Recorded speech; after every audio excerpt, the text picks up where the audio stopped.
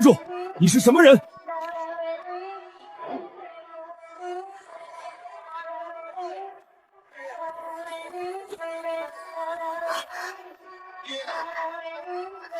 爹爹，你流好多血！师傅说的是真的，姐姐被坏人欺负了。小姑娘，你认错人了。我才不会认错，这是师傅给念念的，说拿着这个去找爹爹。你看，上面还刻了字。这是我10年前送给一位故人的东西，可是那个人在3年前就死了。这玉佩你从哪里得来的？还有你师傅究竟是谁？爹爹！师傅说了，这个能救命，爹爹快喝！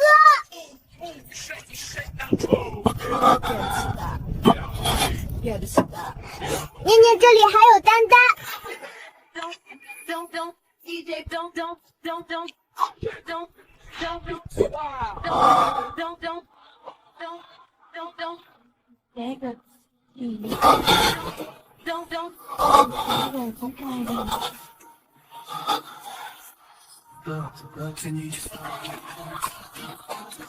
爹爹，念念找了你好久好久。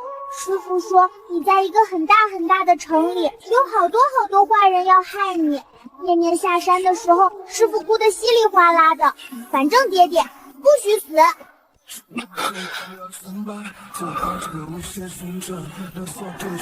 王爷，这孩子真是您的。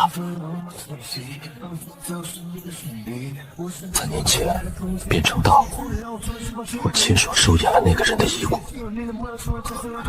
可这块玉佩为什么会出现在这个小丫头手中？这字是我亲手刻上去的，绝不会认错。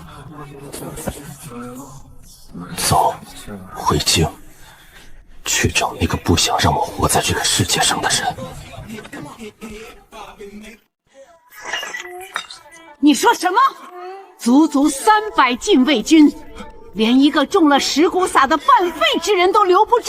回太后，据前方传来的线报说，是蛇。突然树林里冒出来各种各样的蛇，多到完全数不清。蛇？一派胡言。他秦渊什么时候会驱蛇了？不是摄政王会驱蛇，而是他身边的一个小姑娘。那就传摄政王入宫请安，也让我见识见识这个能驱蛇的小姑娘。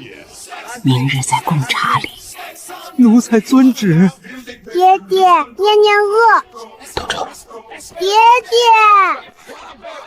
念念想骑大花出去玩。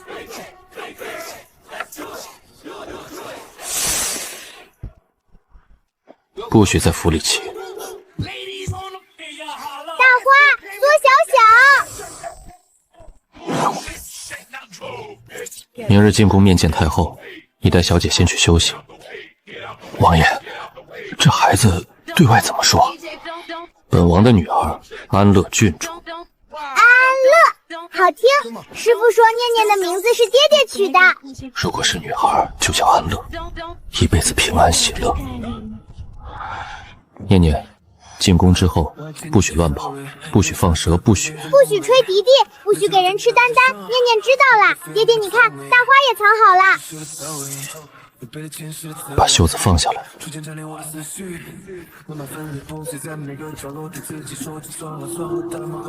摄政王这是哪儿来的孩子？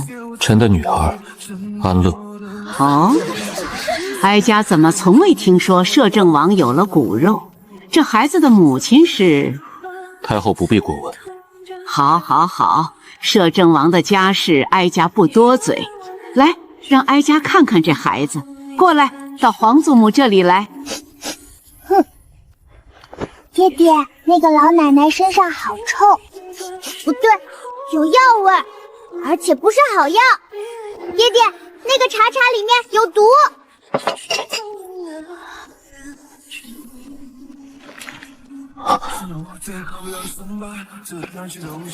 太后今日这贡茶，臣就不喝，留着你自己喝吧。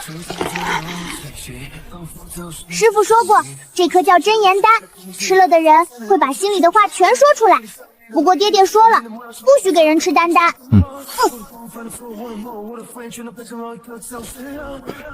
太后，你可要保重凤体。去查那个孩子到底从哪儿冒出来的。太后，不好了！张院他在太医院里大喊大叫，说什么？他说今日那盏贡茶是太后命他亲手加了无色坠的。是太后命他亲手加了无色坠的。暗的不行，那就来明的。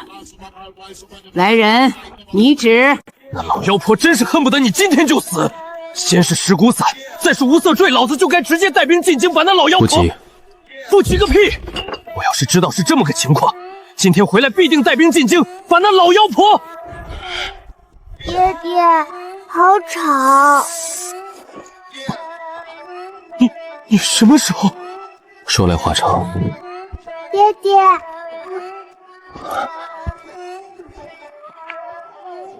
我能摸一下吗？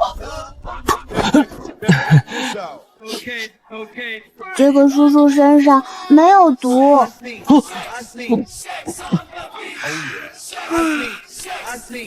你是好人。清渊，这闺女我认了，谁敢动她一根头发，我陆征踏平她家门。她还没睡醒，那也认。那你就是念念的干爹爹了。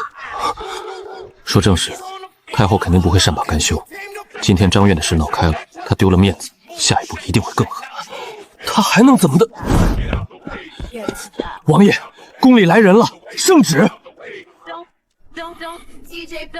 奉太后懿旨，摄政王秦渊巡防归来，劳苦功高。近日京中传闻，摄政王携来路不明幼童入府，恐为敌国细作所遣，有碍国本，着令摄政王3日内将该幼童交宗人府审查来历，不得有误。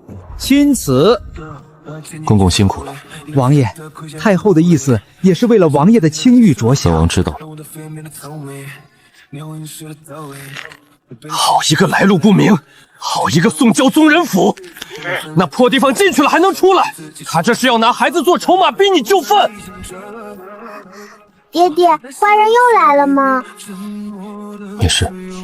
你骗人！爹爹这里皱皱的，师傅说皱皱的就是不开心。爹爹，念念有办法。什么办法？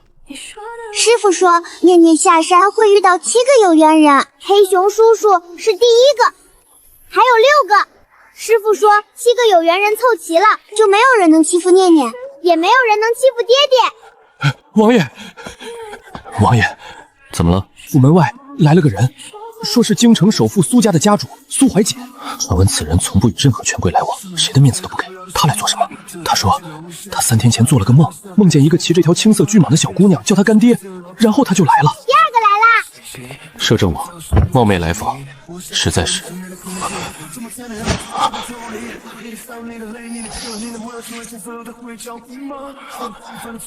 ……3天前的那个梦，梦里就是这张脸，粉团子一样的小脸，2个歪歪扭扭的丸子头，还有一双亮得不像话的眼睛。梦里那个小丫头骑在一条青色巨蟒身上，冲着我挥手，奶声奶气地说了一句：“干爹，你欠念念的糖葫芦，你来啦！”你认识我？当然认识。师傅说第2个有缘者有好多好多银子，脸白白的，笑起来眼睛弯弯的，就是你。你师傅还说什么了？师傅说你前世欠了念念300根糖葫芦。300根？所以你要当念念的干爹来还。我苏怀瑾还债，从来不只还本金。我身后地上的箱子是干爹的见面礼，以后缺什么直接跟干爹说。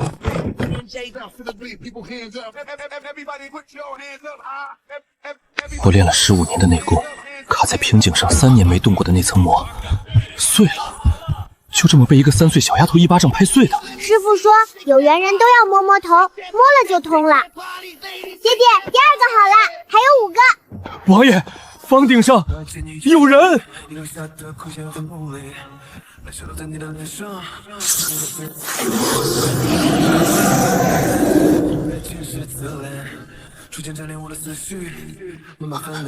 这人竟是杀手榜排名第1的无名，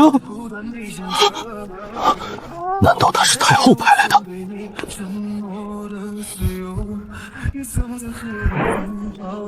都到齐了。无名，限你3息时间离开秦王府，不然让你有来无回。聒噪！这就是你们所谓的让我有来无回吗？下来呀！你手上是不是有红绳绳？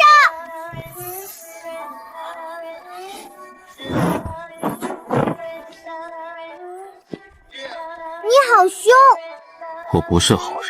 是的，师傅说了，有红绳绳的都是好人。你是囡囡的第3个有缘人。有缘人是什么？就是要保护囡囡和爹爹的人呀。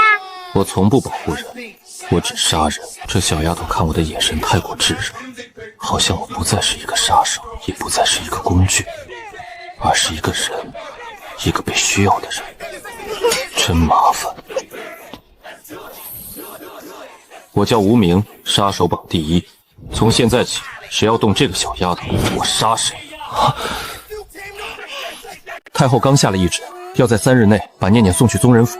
宗人府那地方进去的人10个有8个出不来。太后这是，只要杀了太后，事情不就解决了？无名兄弟，太后死了，天下大乱，比现在更麻烦。哦，那就不杀。王爷可听说过医圣谷？我知道医圣谷，你继续说。医圣谷的验血术天下独一份，他们出具的血脉证连皇帝的圣旨都推不翻。但医圣谷已经20年不问世事，上一次有人请动谷主，还是先帝在位的时候。那找他们有什么用？陆将军别急，医圣谷不问世事是没错，但谷主有个弱点。什么弱点？他爱棋，爱到走火入魔那种。3年前他放出话来，说谁能赢他一局，他就替谁做一件事。3年了，没人赢过他。不过，我总觉得答案可能不在我的身上。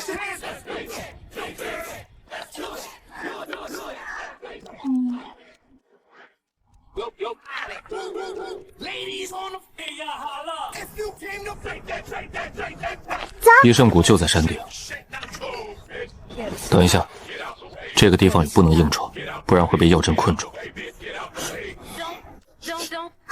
我闻到了，那棵树底下有迷烟草，吸了会睡觉的。那块石头后面有醉心花，闻了会走不动路。还有那里，那边也有，那个石头缝里。你能认出这些药？当然，念念的鼻子最灵了，什么药都闻得出来。那你能走过去？能，跟着念念走，踩念念踩过的地方就行。有人破了药阵。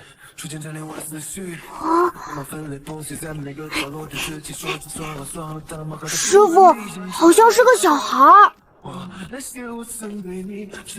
我们来下棋，你要下？他下。他几岁？30年了，来挑战我的人什么样的都有，有70岁的老头，12岁的神童，连瞎了眼睛的都有，3岁的小丫头还是。我嫣然。主随客便，你先。天元开局，最近5年，我一直在琢磨怎么破天元开局。一个3岁的孩子，第一手下在天元，巧合。30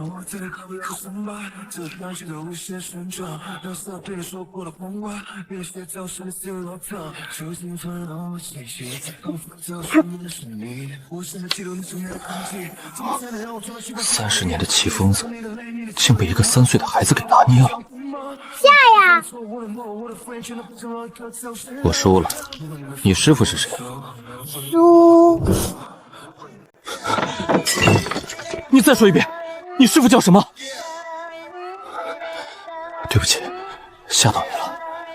你师父他还好吗？师父很好，但是师父说他不能下山。为什么不能下山？师傅说他答应了一个人，要在山上等。等谁？等爹爹去找他。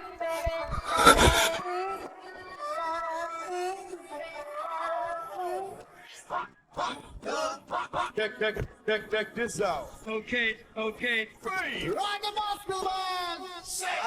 你们是来求血脉证的？是的。念念，我需要你一滴血。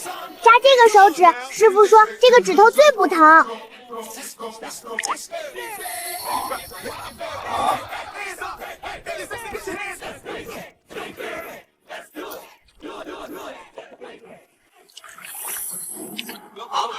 这是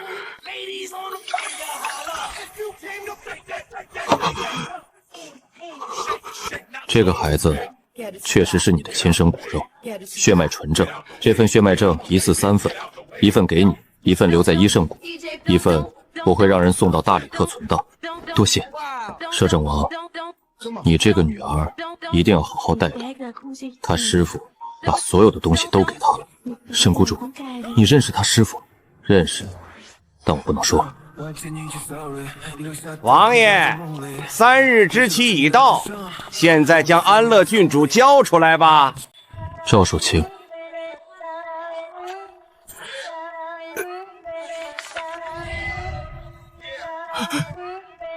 医圣谷已经30年没出手了，这可把一出去，医圣谷已经30年没存档了。赵少卿，按大燕律第37卷第2条，医圣谷出具的血脉证明等同录于铁证，任何衙门不得质疑，包括你们宗人府。赵少卿，孩子不用带走了吧？外面那辆马车是不是也可以拉回去了？哦，对了，赵少卿，我这里有一份宗人府的账目，去年宗人府修缮祠堂报了3万两银子，但实际花费只有8000两，剩下的2万2千两不知去了哪里。这是苏家商号的人帮忙查的，不花朝廷1文钱。赵少卿要不要解释一下？这件事是赵少卿回去跟太后说。不过本王建议赵少卿先把账目理清楚，万一有人捅到御史台去，痛快。区宗人府少卿不值一提，关键是后面那位。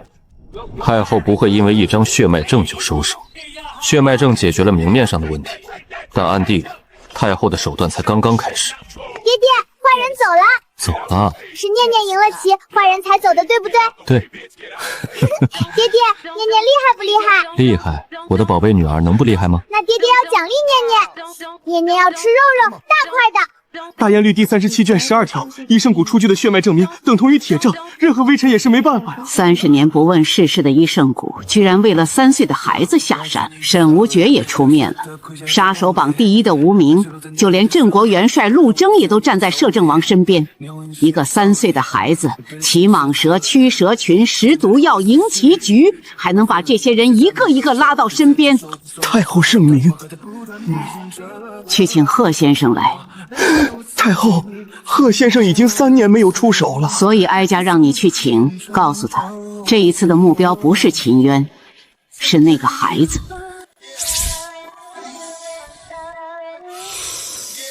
大花，你怎么了？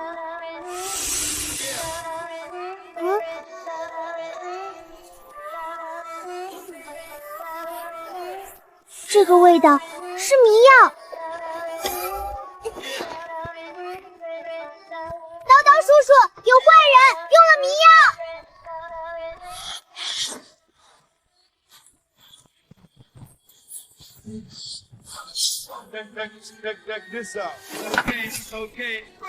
能在我毫无察觉的情况下靠近王府，绝不可能是普通刺客。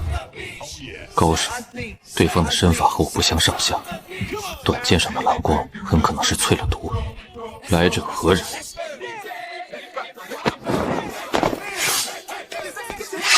来人！拦住他们！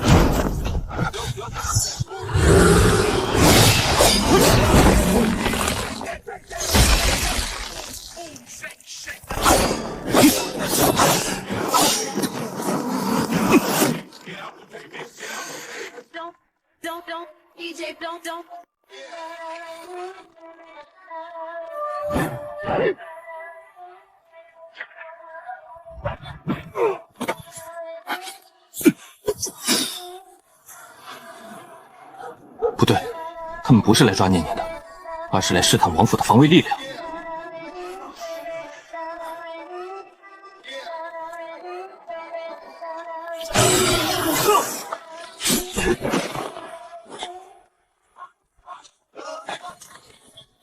你们保护好念念，我去追他们，不能让他们活着把王府的消息带回去。怎么就消失了？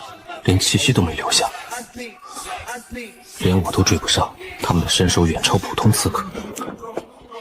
贺先生，这根羽毛是他的名帖，今晚的刺客是他派来的。来，赶紧服下这颗解毒丹。大花，你忍一忍。伤着没有？念念没事，大花是为了保护我而受伤的。大花没事，你给他吃了药，他会好的。爹爹，今晚坏人来了。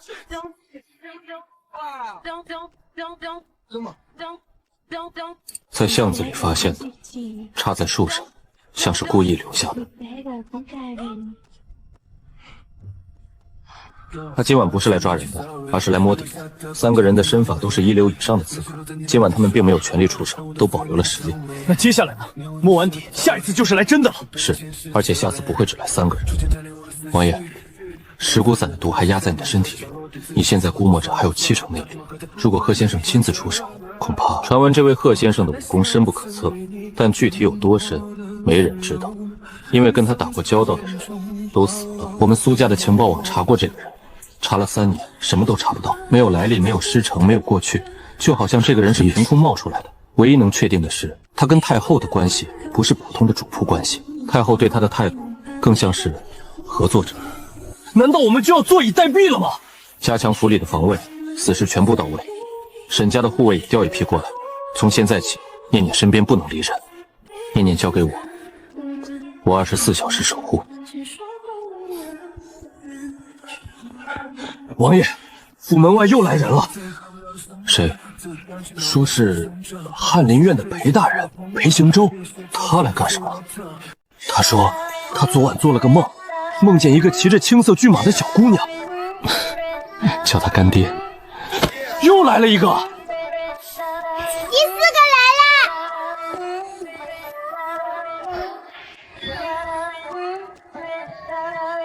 你长得跟师傅说的一样。瘦瘦的，高高的，眼睛下面有颗痣。你是念念呀，你是念念的第4个有缘人。你师傅让你来找我。师傅说我有7个有缘人，你是第4个。师傅说第4个有缘人的嘴特别厉害，说什么别人都得听，坏人听了会哭。我在翰林院做了3年冷板丹，3年里我写了27道折子，每一道都直指朝政弊端，每一道都被留中不发。我弹劾过贪官，揭露过冤案，替无数人说过话，但没有人替我说过一句话。如今一个3岁的小丫头站在我面前，说不要怕，念念。哇，红光！摄政王，我裴行舟这辈子不信鬼神，不信命数，但这根绳子一路拽着我走了半个京城，最终进了你的门。我想不通也解释不了。那你还来？来，是因为我虽然不信命，但我信自己的判断。我在翰林院3年，看得很清楚，太后把持朝政，外戚横行，6部里1半以上的人在替他办事。这朝堂再不有人站出来，就真的烂透了。那你以前站出来27回了，折子递上去全都留中不发，你不是照样坐冷板凳？韩将军说的对，折子写的再好，后面没有人就是废纸一张。但今天不一样了。哪里不一样？以前我裴行优是1个人，今天我走进这扇门，就不是1个人了。你要是认了这个干女儿，太后那边的人明天就会知道，你在朝堂上本来就不好过，这一步踏出去，可就没有回头路。摄政王，我在翰林院做了3年的冷半头，每天对着4面墙写没人看的折子。你觉得我现在的日子还能更差？这话说的在理，痛快。摄政王，据我所知，明天大朝会，太后会在朝堂上对你发难。进书房说，太后在朝会上至少安排了3个人出来弹劾你，罪名分别是私纳来路不明之人、结党营私和拥兵自重。3条罪名，可真是一条比一条重。这3条罪名，第1条私纳来路不明之人，已经被血脉症堵住了。第3条，拥兵自重是老生常谈了。太后年年拿这个说事，太后是拿不走兵权的。真正危险的是第2条，结党营私。怎么说？太后要是把苏怀瑾和无名跟王爷的关系摆到台面上，说你们私下勾结、暗中串联，这个罪名可不好洗。因为苏怀瑾确实是京城首富，无名也确实是杀手榜第1，这2个人跟摄政王搅在一起，怎么说都不好听。你的意思是？我的意思是，明天朝会上得有人先发制人，不能等他们弹劾完了再变，那就被动了。得在他们开口之前，先把水搅浑。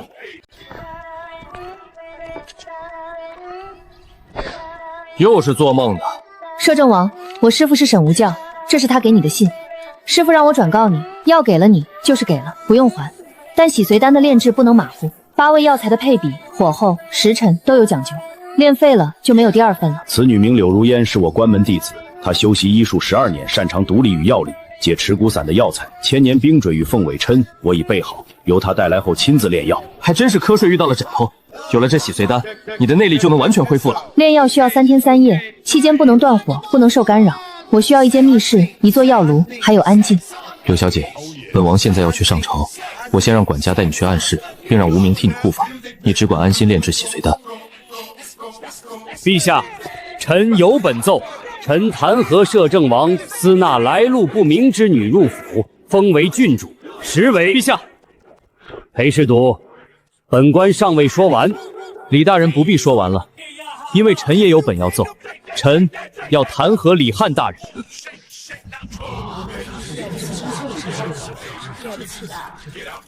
裴侍读，你在翰林院坐了3年冷板凳，是太久没得到关注，所以跑到大朝会上来找存在感吗？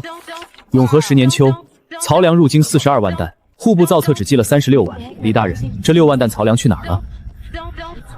我手里拿着的是运曹粮的船行留底账本，船行的当家去年死了，他儿子把底账交给了我，上面白纸黑字写得清清楚楚，6万张曹粮在通州码头就被人劫走了，经手人是户部管漕运的书办张德，签字画押的人是你李汉。一派胡言！你一个翰林院的侍读，哪来的账本？谁知道是不是伪造的？李大人要是觉得账本有假，可以传那个书办张德上堂对质。不过我得提醒李大人，张德3个月前突然就告老还乡了，走的时候带着全家上下32口人连夜出城，而且走的还是南门。南门守卫的当值记录我也带了，上面记着张德那天出城随行马车里12口箱子。李大人，你觉得那12口箱子里装的是什么？第2件事，兵部方平，永和9年冬，北境的驻军报了一场小规模胜仗，歼敌300，方大人却把这场仗写成了大捷，上报朝廷的军功簿上赫然写着歼敌1200。方大人，你知道那300人里有多少是真正的敌兵吗？173个，剩下的是附近的猎户和流民。你为了凑军功，把猎户和流民的头也算进去了。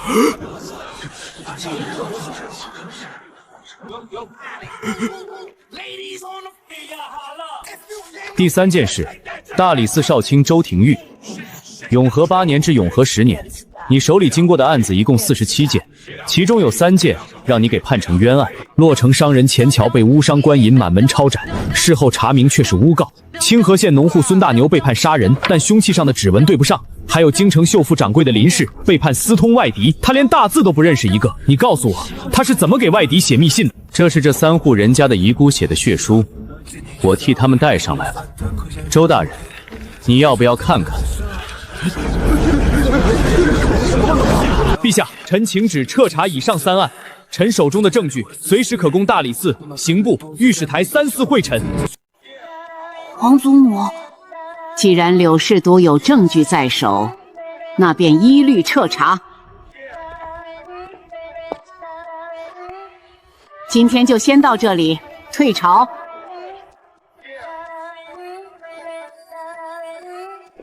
太后，那个裴行幽要不要让他消失？不急，一个翰林院的侍读而已，那些证据从哪儿来的？一个坐冷板凳的从五品小官，怎么会有漕运的底账和军工部的详细数目？传我的话，让贺先生今夜来见我。爹爹，赢了没有？你的会说话叔叔很能打。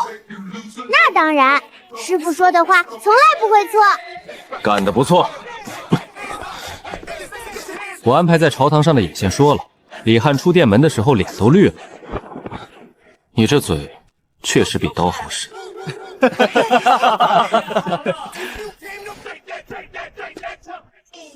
朝堂上虽然赢了一局，但贺先生这张牌还没彻底出现，那才是真正的杀招。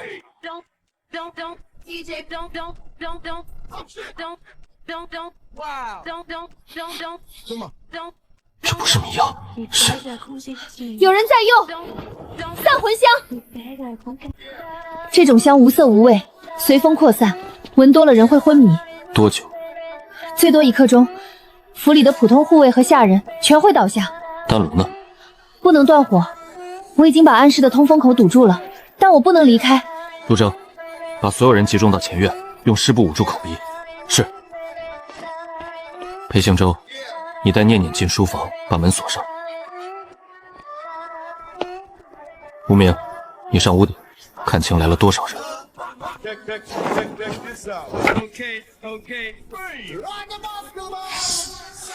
来了。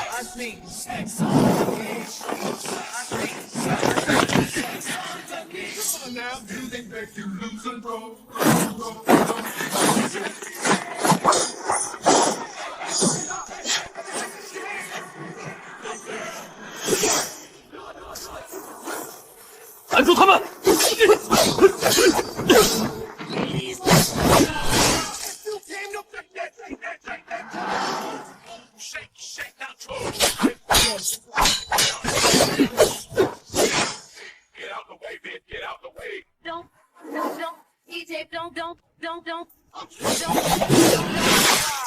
来人！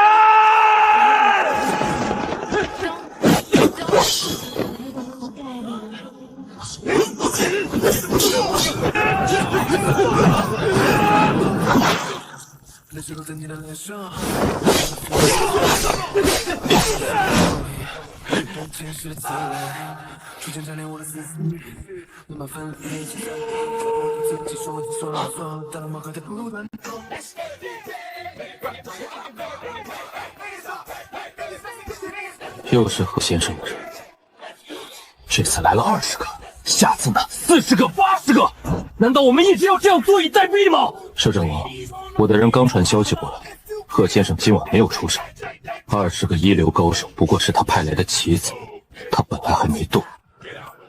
成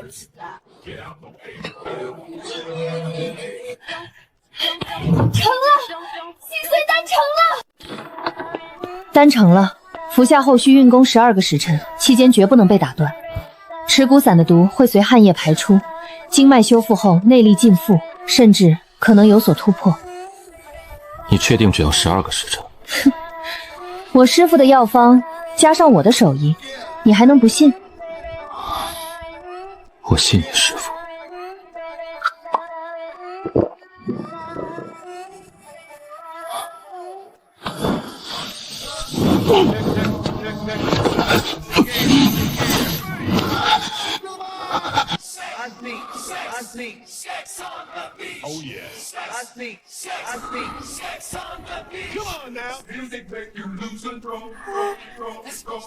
会说话的叔叔，爹爹在里面做什么？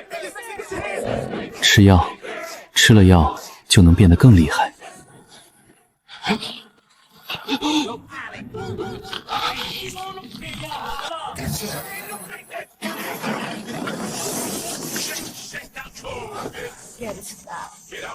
不愧是洗髓丹，不仅内力尽复，经脉竟比以前更加通畅，运转速度也更快了。你现在比以前更好。爹爹身上臭臭的味道没有啦？没有了。那爹爹变厉害了吗？变厉害了。比坏人厉害？比坏人厉害。嘿嘿，以你现在露出的气息来看，我可能打不过你了。这下可以跟贺先生好好过过招了。蚀骨散的毒被清了。是，据探子回报，摄政王昨日运功12个时辰后，气息大涨。今晨在前院练了一套拳，生生打断了2棵桂花树的树干。这蚀骨散，我费了多大的力气才弄到手？当年为了废掉秦渊，我命人将毒淬在箭头上，让300禁卫军埋伏在他从北境回城的路上。我如此大费周章，结果他不仅没废，反而比以前更强了。贺先生怎么说？贺先生说，那个孩子身上的东西比他预想的要复杂，贸然动手可能会出问题。观察什么？贺先生没有细说，只说那个孩子体内有一股力量，跟他见过的任何内力都不一样。他要确认那股力量的来源，才能决定用什么方式。我不要他确认，我需要他把那个孩子带到我面前，活的。那个孩子的生母是苏婉，是3年前我让贺先生去暗杀苏婉，火是他放的。我记得他当时跟我说人死了，骨灰都烧成了渣，他骗了我3年。裴行牛的嘴巴太厉害，武力也拿不下。摄政王的内力恢复了，身边又冒出来那么多高手，正面硬碰硬，赢不了。既然正面不行，那就走别的路。皇帝亲政，摄政王的权力就要交出来，这是祖制。但陛下才11岁，按规矩是14岁亲政，可是3年的时间太久了。嬷嬷，让人去跟礼部的人说一声，明天先上一道折子，就说皇帝天子聪慧，应当早日亲诏，先试探一下朝中的反应。摄政王，你要是同意了，权力就要交出来。只要交了权力，那你就什么都不是了。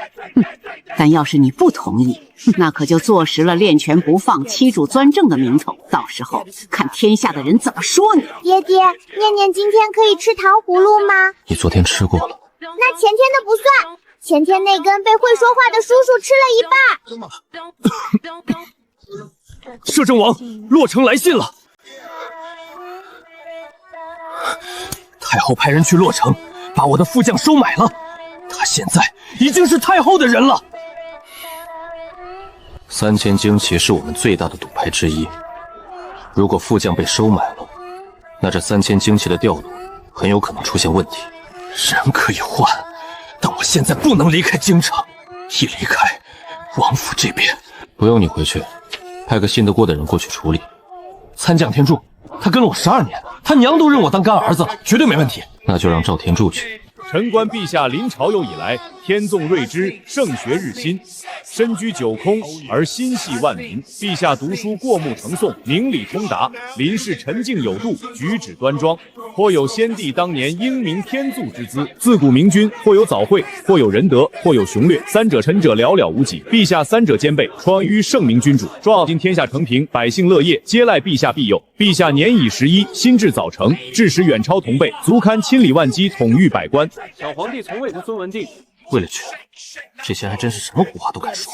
臣冒死上言，恭请陛下顺应天心，服从民意，提前亲政，总揽朝纲，亲临万机，以为天下臣民之望，以安大燕社稷之福。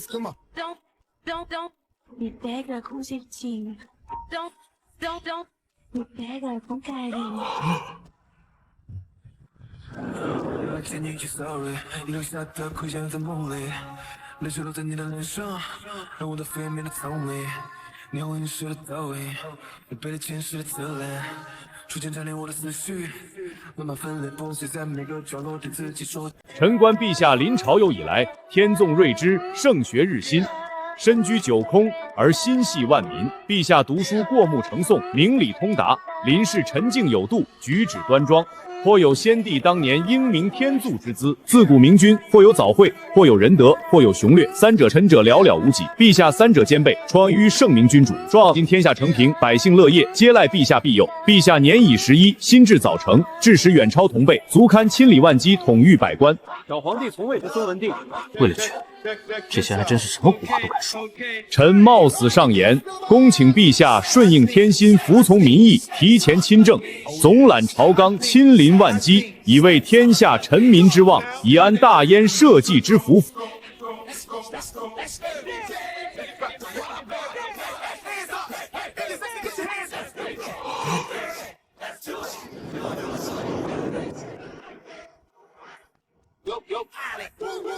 Ladies on the floor, yeah, holla. If you came to take that.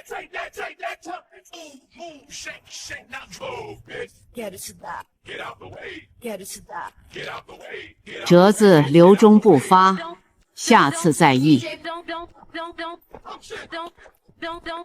阿弥陀佛，贫僧法号悟辰，从白马寺来，求见摄政王。你找我什么事？3天前，贫僧在寺庙中打坐，此绳从佛像手中飞出，缠在贫僧的手腕上。贫僧参了3天禅，得了一个指引，有一个孩子在等我。你的武功不低，出家人不打诳言。贫僧幼年习武，后出家修行，内外兼修。内外兼修到什么程度？挡得住普通高手。我能感觉到他体内的气息沉稳深厚，绵绵不绝，绝不是挡得住普通高手那么简单。跟我回去。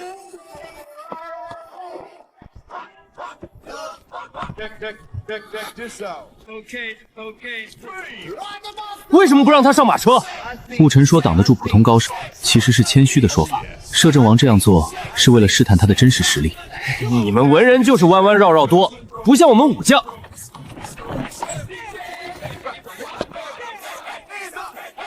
你跑得比马还快。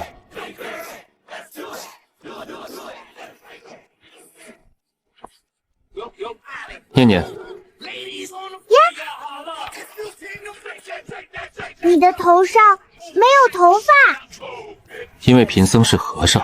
和尚是什么？出家修行的人。修行是什么？就是每天念经、打坐、参禅，让自己变得更好。师傅也打坐，但不念经。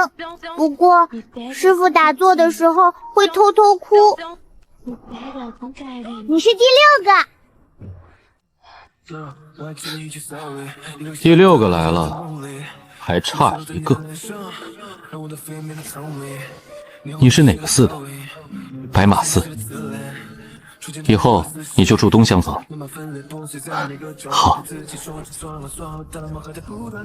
这拳看似每一招都不紧不慢，实则那些慢悠悠的招式里藏着杀招，每一招的落点都精准到毫厘。如果换成快速出拳，这套拳能在3招之内打穿一个一流高手的防御。不是白马寺的路途，我知道，这是内部的拳法。什么内部的拳法？我怎么没见过？你没见过，是因为这套拳在20年前就失传了。当年教这套拳的人，只教过1个人。谁？这个和尚的来历没有他说的那么简单，但是他手里有红绳，念念认得。你那套拳不是白马寺的。摄政王好眼力。我不光眼力好，这套拳叫破阵13式。20年前他只教过1个徒弟，那个徒弟后来战死在玉门关。玉门关那一仗，我老子跟我提过，一个16岁的少年兵以1当百，硬生生拖住了敌军先锋营半个时辰，给大部队争取了撤退的时间。后来敌军退了，战场上找到的全是碎甲和血泥，人没了。那个少年兵叫什么？他叫陈七。他没有死，而是被敌军俘虏了，关了3年，逃出来的时候半条命都没了。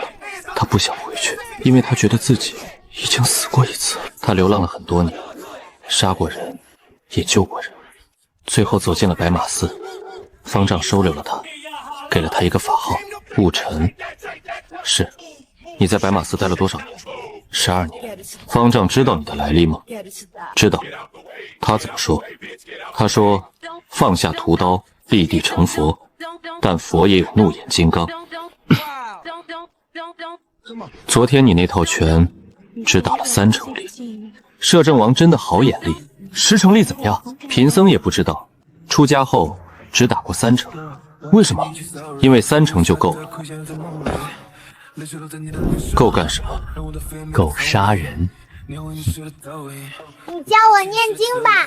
南无阿弥陀佛。南无阿弥陀佛。南无阿弥陀佛。南瓜阿弥陀佛。南瓜阿弥陀佛。噼巴拉米利撒拉红。哼，这是玉蛇咒，师傅教的。你每天都把师傅挂在嘴巴。话说，你师傅到底长什么样啊？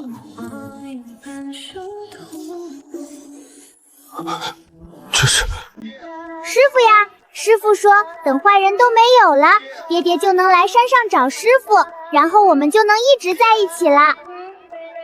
爹爹，你怎么不说话？再看，好看吗？好看。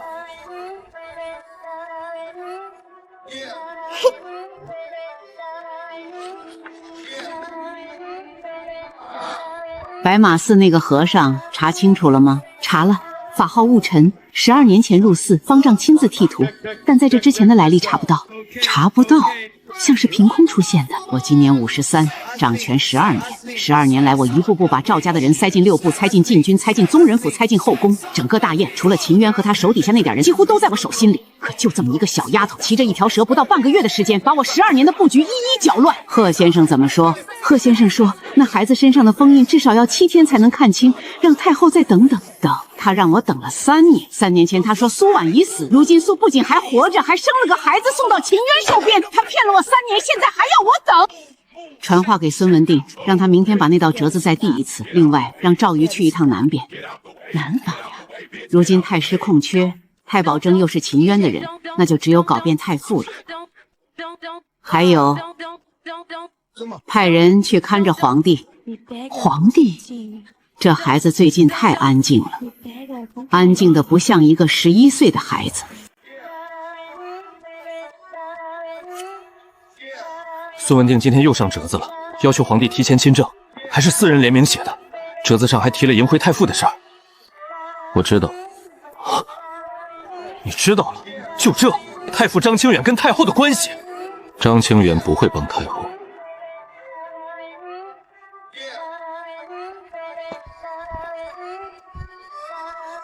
你怎么知道的？先帝在位时，张清远是太子太傅，我爹是太子太保，2个人搭档了15年，感情比亲兄弟还深。张清远2年前称病去南方，不是真病，是我让他去的。你让他去的？2年前太后第一次试探亲政的路子，我就预判到了这一步。3师联名缺一不可，太保是你，太师空缺，太傅是关键。张清远留在京城，太后早晚会对他下手，所以我让他去南方，一来避开太后的视线，二来等太后主动去请他回来。爹爹最聪明了。你这个人啊，白着急了。太傅的事能拖住太后一阵子，可贺先生的事拖不了。洗髓丹吃了几天了？第4天。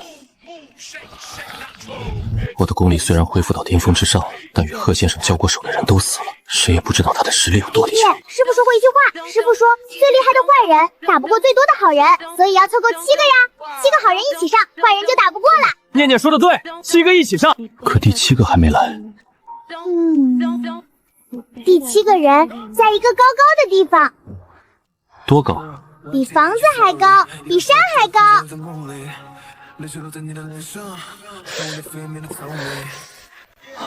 陛下，蚊子咬了一口。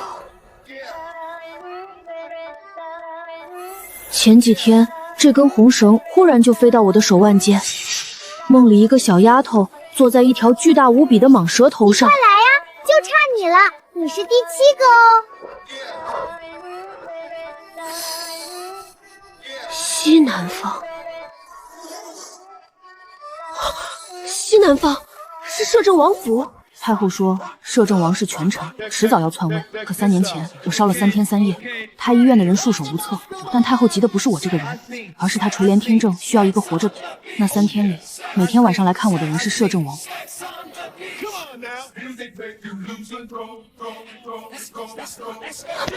皇叔，臣在，别怕。那是我唯一一次感觉到有人真的在乎我。程昭，最近功课如何？回祖母，尚可。你听说了吗？摄政王府最近来了不少人。听说了一些。你怎么看？孙儿不敢妄议。不是妄议，是皇祖母问你的意见。你是皇帝，应该有自己的判断。孙儿觉得摄政王忠心为国，应该不会做不利于朝廷的事。这回答不偏不倚。祖母，孙儿还有些功课没做完，就先告退了。去吧。福子，我去御花园的凉亭坐坐。是。你去御膳房拿点点心。谁？陛下，你怎么一个人跑这儿了？李福那小子呢？我让李福去拿点心了。那小子就知道吃。王叔，你信不信命？信，种花就是信命。种子种下去能不能活，看天；浇多少水，施多少肥，全看老天爷的脸色。那你信不信一个人的命是被安排好的？陛下在说什么？没什么，随便问问。老奴不懂什么命不命的，但老奴知道一件事儿：花要是种在不对的地方，给再多水也白搭，得给它挪个窝。陛下，起风了。福子，陛下，从我登基那天起，你就在我的身边。太后在我身边安插了很多人，只有你李福不是太后的人，而是父皇留给我的。我问你一件事，奴才从不敢窃据。你得说实话，你知不知道怎么出宫？陛下，你……我不是要跑，只是想出去看看。先帝在位时曾让奴才记住一条路，先帝说，如果有一天程昭需要出去，就走那条路。先帝说，只要程昭觉得应该出去，就出去，别问别人，问自己。那条路在哪里？御花园西半边，枯井。整个御花园我能活动的范围只有东半边，西半边太后不让我去，她说那边有口枯井不安全。原来枯井不是枯井，而是一条密道。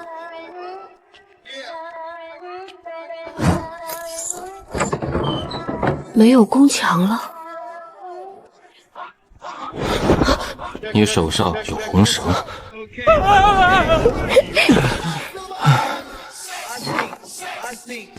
陈秦渊叩见陛下。皇叔，你快起来！陛下怎么出宫了？这个东西拽我来的。陛下先进屋说话。谁呀？你来了，你是最后一个。你就是那个骑蟒蛇的小丫头。我叫安乐，爹爹给我取的名字。安乐。7个了，你叫什么呀？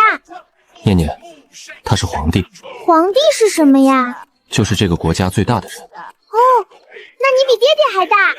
算是吧。走走走，进去坐。外面这么冷，你穿的太少了。陛下。皇叔，我穿着太监服不是皇帝，你别叫陛下了。你永远是皇帝。那我叫你皇叔，你叫我程昭，可以吗？行，你是怎么出来的？父皇离世前告诉了李福一条出宫的路。先帝跟你说过摄政王府吗？没有直接说过，但皇驾崩前一天跟我说了一句话，他说和有事找皇叔，他不会害你。太后不让我见你，每次见面都是我坐在龙椅上，你站在下面，我们中间隔着整个大殿。程昭，我知道。3年前我发烧，你来看我，给我擦额头，你已握了我的手了。其实我醒了，我记了3年。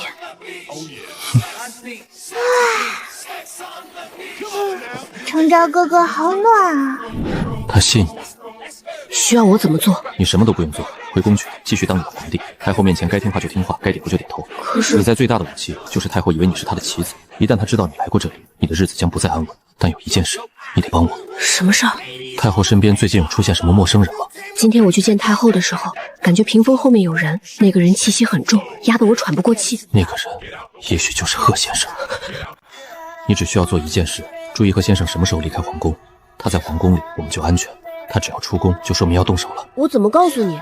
密道，李福走密道送信，我会让苏怀瑾的人在出口接应。时间不早了，我让无名送你回去。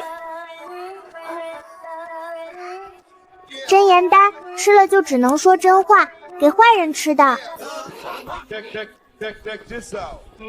7个人齐了，陆征武将，苏怀瑾首富，无名杀手，裴行舟文官，柳如烟医者，雾尘和尚，程昭皇帝。这7个人集武力、财力、暗杀、朝政、医术、佛门、皇权。苏安，你到底在下一盘多大的棋？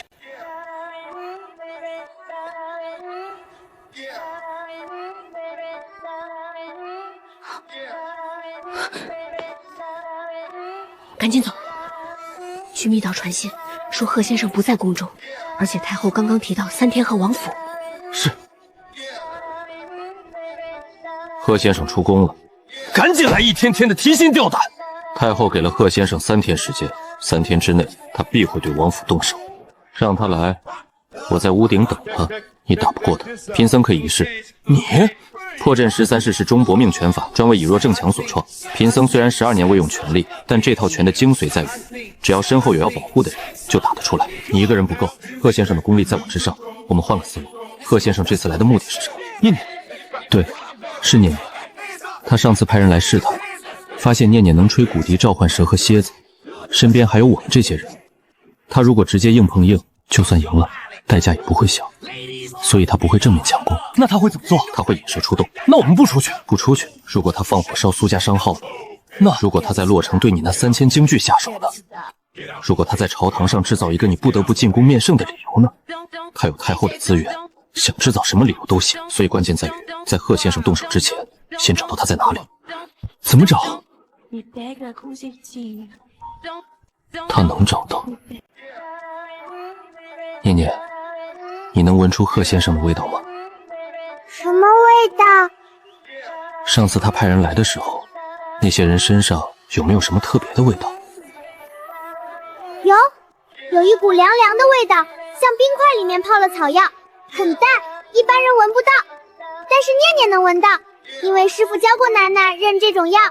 什么药？寒雨伞。师傅说这种药涂在身上能遮住体温和气息，让人变成隐形人。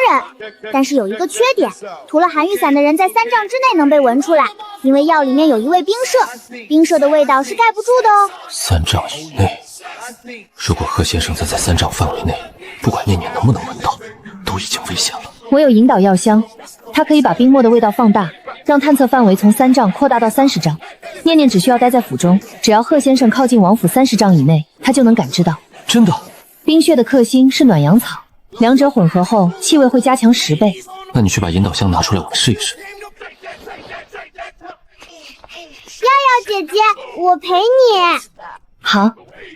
无名，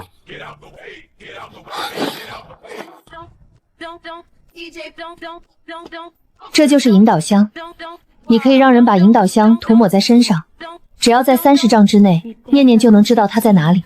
你到离摄政王府30丈的距离后，把这里面的引导香撒在周围。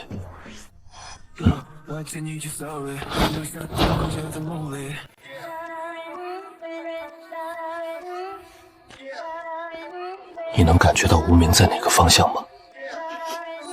西南方向30丈以内。真怪，你的人太后不知道，现在立刻散出去，留意京城内大小事情。从现在起，所有人不许出府，等贺先生来。大师，你那套拳准备打几成力？10成。还有1天，这贺先生怎么还不来？没有味道。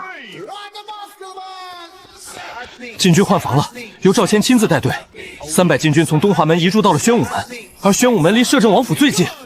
京城4面城门全部关闭了，理由是排查流寇。他居然把整个京城都封了。他不是封城，是在断我们的退路。城门一关，陆征的3000精骑进不来，苏怀林的商队出不去，那么消息也就传不出去。贺先生在城里动手，就没有人会知道。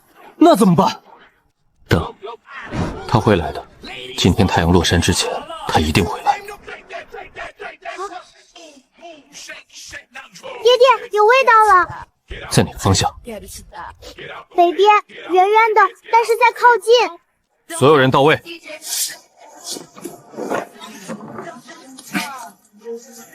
贫僧陈曦在此候着。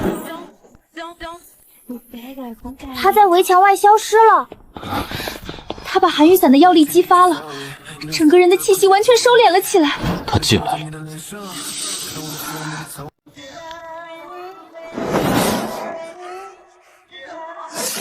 贺先生，12年了，摄政王。我第一次见你的时候，你还是个15岁的少年。那年你在城边跟一个姑娘许了一块玉佩，所以你放了那把火。那把火本来可以烧死他，但他命大跑了。我找了他3年，直到半个月前，他的孩子下山了。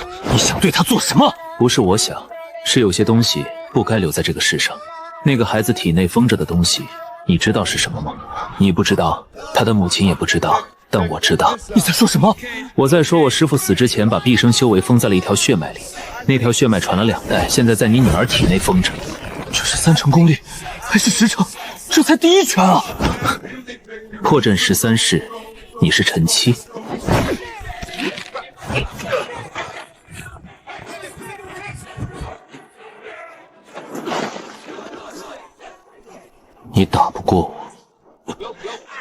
我也得打。这是第7式，这一式不是用拳，而是用整个身体。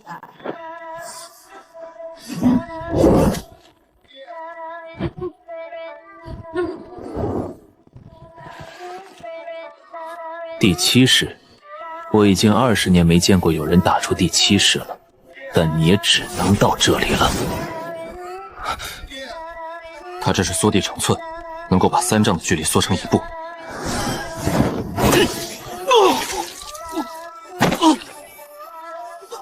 武晨，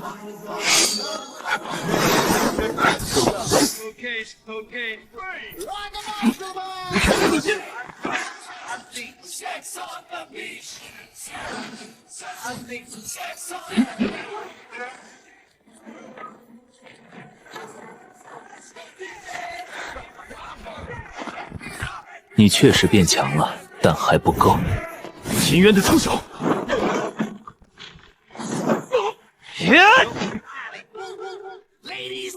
你的眼睛好难过，你不是坏人，你的眼睛里有哭过的痕迹。师傅说过，真正的坏人是不会哭的。你师傅还说了什么？师傅说有一个人教过他很多东西，但那个人后来不在了。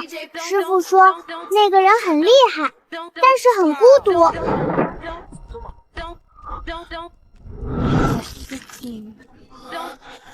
师傅说过，前7式是拳，第8式就不是拳了，是命。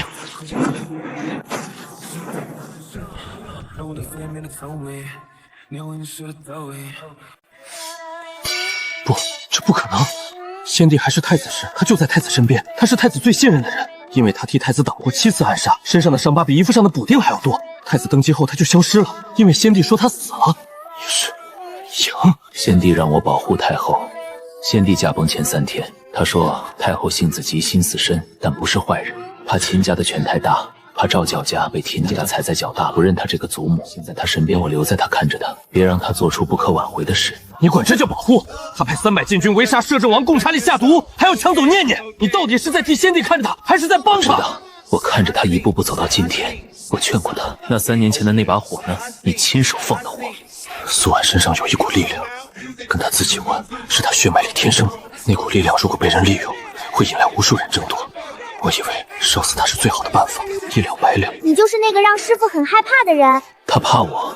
师傅说山下有一个人一直在找我们，找到了就完了。但是师傅也说过，那个人以前是好人，只是后来变了。师说他变了是因为太难过了，难过久了就分不清对错了。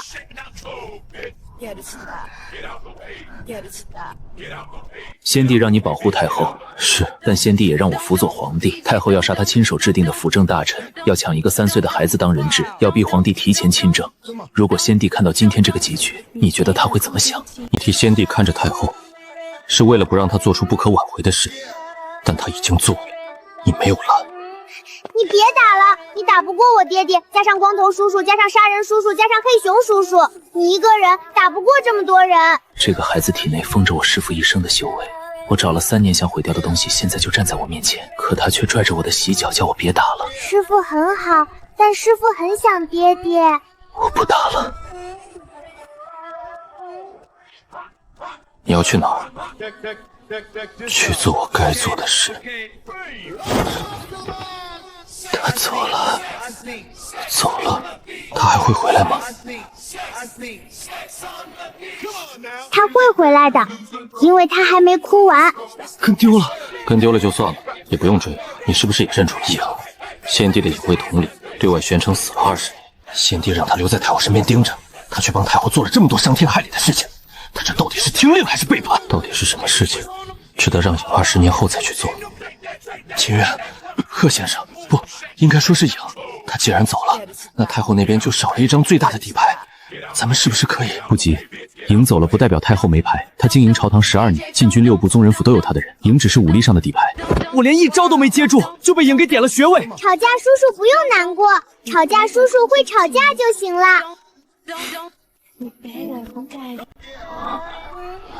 念念呢？在隔壁睡觉，你不要命了？赶紧躺下休息吧。你的经脉都断了9条，我也只接回来5条，剩下的4条要靠你自身慢慢恢复。至于右手以后能不能握拳，我不能保证。右手握不了，那就用左手。你知不知道，你刚才差点死了？知道。你都知道，为什么你还要动手？柳姑娘，我16岁在玉门关被俘虏的时候，以为自己要死了，被关了整整3年，直到有一天我逃出来，以为自己又要死了。后来在白马寺念了12年经，也没明白自己为什么还活着。今天我算是想明白了。想明白什么？身后要保护的人，就不用想为什么活着了。20个一流高手，前天派出去围攻摄政王府没能得手，昨晚贺先生亲自出手，结果到现在都还没有消息，要么他得手了，要么……太后，城南暗桩传信，昨夜摄政王府确实是有打斗声，但打斗声停止没多久，就有人看见贺先生从南门城墙翻出京城，往南去了。往南？他没回宫，他这肯定是跑了。贺先生替哀家做了12年的事，如果他把那些事都告诉给秦渊，不，他肯定不会。先帝给他的命令是看着哀家，而不是去帮秦渊。他要是想帮，早在12年前就帮了。没有贺先生之后，还拿什么去压秦渊？既然武力上赢不了秦渊，那就不打了。朝堂才是哀家的地盘，让内侍总管来见我。是。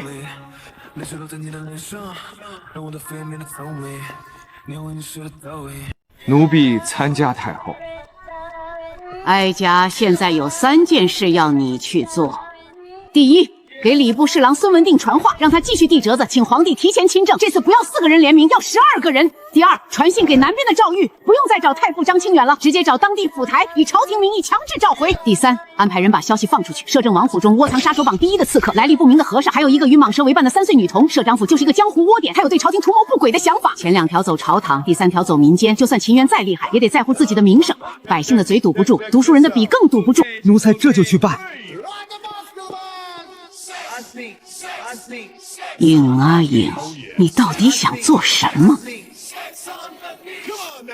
今天上午，太后的人开始在京城茶楼酒肆散布流言，说摄政王府里住着一窝子江湖人，有杀手、和尚，还有大蛇。这一切目的不纯，是为了养私兵，还真是一招更比一招损啊！老百姓可不懂朝堂里那套弯弯绕绕，但只要听到杀手、巨蟒这些词就会信。流言这种东西，越解释越作实。你说无名不是坏人，谁信？你说那条巨蟒没咬过人，谁信？让他说，流言的命门在源头。他散布流言用的是茶楼和酒肆，而这2个地方来往最多的是什么人？商人和书生。商人听你苏怀瑾的。对啊，京城8成的茶楼酒肆所用的茶叶酒水都是我苏家商号供的货，我让他们不传，他们敢传？书生听谁的？听翰林院的。我虽然坐了3年冷板凳，但翰林院的年轻树叔叔有一半是我带过的学生，他们写的文章编地报，在京城读书人圈子里影响不小。那你今天就写一篇文章，不提太后，不提摄政王府，只写3年间边城大火烧死了多少百姓，写尸骨伞是怎么被人当作暗器使用的，写无色坠种协作的。不写是谁做的，只写事实，让家宫的人自己想。对，太后想打舆论战，我奉陪到底。可是这舆论只能拖一时，但那12人联名的折子要是上了朝会，你怎么挡？挡不住，我一个人不可能驳回12个人。那怎么办？让他们提。什么？让他们提，提了才有人看折子。只要看了折子，就会发现一个问题：这12个人里有7个人不够资格议论皇帝亲政的事情。大燕律第41卷，议皇帝亲政者3品是3品以上尽管或封疆地，剩下11个人里有7个4品以下的。按律他们没有在朝会上议论此事，折子一上来我就会当场出局。12人联名变成5人联名，分量直接拦腰斩。还是你够狠。不是我狠，是太后太急了。她以前不会犯这种低级错误。贺先生一走，他就慌了。我这3年冷板凳总算没白坐。臣等12人恳请太后准许圣上提前亲政，以安天下。孙大人，联名之人的名单可否念一念？他这是什么意思？反正不是什么好事儿。光禄寺少卿，从4品，无资格；红林寺琛，正5品，无资格；太仆寺母部，从6品，无资格。按大燕律第41卷第3条，议皇帝亲政者须为3品以上京官。12人联名中7人不合资格，此得无效。5人联名的碟子，请重新写后提交，按流程来。退。孙大人，你走之前看看这个。裴行舟，你想干什么？我什么都不想干。我就是个坐冷板凳的翰林院士读，闲着没事写写文章解闷儿。折子驳回，那个言官是你安排的？不是我安排的，那个人是太傅张清远的学生。张清远在南方养病之前，在御史台留了3个人，交代过说，如果有人不按规矩提参政的折子，就当堂核查。太傅这步棋埋了2年，还真是有先见之明啊！太傅跟先帝搭档了15年，能活到现在的人就没有蠢的。那裴行舟的文章散出去了没？散了。苏怀瑾的印方连夜印了5000份，今天上午就开始在京城各大书铺发。太后会查的，让他查。文章里没有一个字提了太后，他查什么？查边城死伤人数是不是真的？那正好，越查就越能证实那篇文章的真实性。你跟太后打了12年交道，这些弯弯绕绕你是越来越听话。走了5天了，苏怀瑾的情报网在全国铺开，也没查到他的行踪。他到底干什么去了？秦渊，我的人在南城码头接到一封信，从宫里出来的，走到暗桩，收信人是赵玉。太后这是打算强势找太傅回顾。太后要是直接下懿旨让府台出面，太傅不回来就是抗旨。南边那个府台叫什么？陈延年，永和8年的进士，2甲第7名，师承太傅张清远。不然你以为这么多地方，太傅为什么偏偏选那个地方养病？太傅的学生？等太后的懿旨到了接旨，然后告诉赵玉，太傅大人前2天出门访友去了，不知道去了哪里。下官现在就派人去找。你们这些读书人的脑子可真是比打仗还复杂呀！太后不傻，她迟早会发现陈延年是太傅的人，到时候换一个府台就行了。换人需要时间，吏部走流程，新人到任交接至少半个月。你在拖时间？你在等什么？等一个机会。陛下，密道那头有人递了个东西进来。礼服，太后帘后那个气息很重的人，你有没有感觉到过？陛下说的是前几天老奴陪您去慈宁宫请安那次，确实觉得帘后多了一个人，呼吸声很沉，不像是宫女嬷嬷。那个人现在不在了。陛下怎么知道？因为昨天我去慈宁宫的时候，太后帘后的空气不一样了，之前有一种压制的感觉，昨天没有了。陛下，您比老奴想的要敏锐得多。礼服，你说父皇留给我的那些东西，密道、钥匙还有你，他是不是早就知道会有今天？程昭这老奴说，只期待一小没人教他。先帝说，等他长大了，他会自己找到路。5年来，我坐在龙椅上听太后说话，看摄政王处理朝政，所有人都以为我什么都不懂，其实我什么都看在眼里。太后要的是权，摄政王要的是稳定，那我呢？我要的是什么？陛下，太后请您明日4时去慈宁宫一聚。这个节骨眼，太后单独见皇帝，一定有目的。他可能要直接跟皇帝谈亲政政的事，然后绕过朝会走私下的路子。只要皇帝自己答应了，朝会上再提就不是臣子逼迫，而是皇帝自愿。那现在怎么办？他不会答应。你怎么知道？他才11岁，心性根本就不成熟。我知道，他3年前发高烧的时候，迷糊中抓着我的手喊皇叔，那时我就知道，这孩子心里清楚，谁是真的在乎他。那如果太后逼他呢？逼是逼不了的，当着皇帝的面逼等于留把柄。太后不会干这种蠢事，她会用巧劲儿。比如说，程昭，你看，摄政王的权力太大了，如果你亲政就能自己做主，再也不与人听他的话。这是亲政包装成皇帝独立自主的象征，把我包装成挡在皇帝面前的障碍。那皇帝能分辨吗？光头叔叔，你的手还疼吗？不疼了，比前几天好多了。如果有一天皇帝要亲政，我会把权力交给你，但不是现在，也不是在太后的安排下。我信。皇祖母今天的气色真好。程昭长高了，去把圣佑赶，明年过完人你就12，按理说应该开始学着处理朝政了。皇祖母说的对，摄政王这些年替你掌着朝政也着实辛苦，可他毕竟不是皇帝，有些事该由你来做主了。哀家的意思是，可以先试着让你参与一些小事，比如批责、见大臣与学习，等你熟练以后再正式亲政，这样才能水到渠成。皇祖母，孙儿想问你一个问题，你说。亲政之后，摄政王怎么安排？摄政王劳苦功高，自然是加封赏赐，让他歇一歇。歇一歇，是像太傅张清远那样去南边养病吗？程昭，你这是想多了。太傅是身体不好，自己主动申请去南边的，他跟摄政王不一样。皇祖母说的对，孙儿确实该学着处理朝政了。不过孙儿还小，很多事情不懂，如果做错了怎么办？有皇祖母帮你看着。那不还是皇祖母做主吗？那孙儿亲不亲政又有什么区别呢？皇祖母，孙儿回去想想，过2天给您答复。陛下，他不会放弃的。今天没说通，明天还会找别的法子。陛下应对得很好。不，刚刚我差点就直接问他3年边城那场火到底是不是他让人放的，但我忍住了。皇叔说过，我最大的武器就是太后不知道我去过摄政王府。李福，你说那个小丫头给我的真言丹吃了真的能说真话吗？奴才不敢妄言。等一个合适的时机再用。没想到皇帝小年纪还是拎得清，没被太后给绕进去。这孩子行。太后下一步会怎么走？他会换路子，不会再正面劝我，而是制造一个局面，让皇帝不得不亲政。什么局面？比如摄政王突然出事，念念，念念，该醒了。爹爹，手在发光。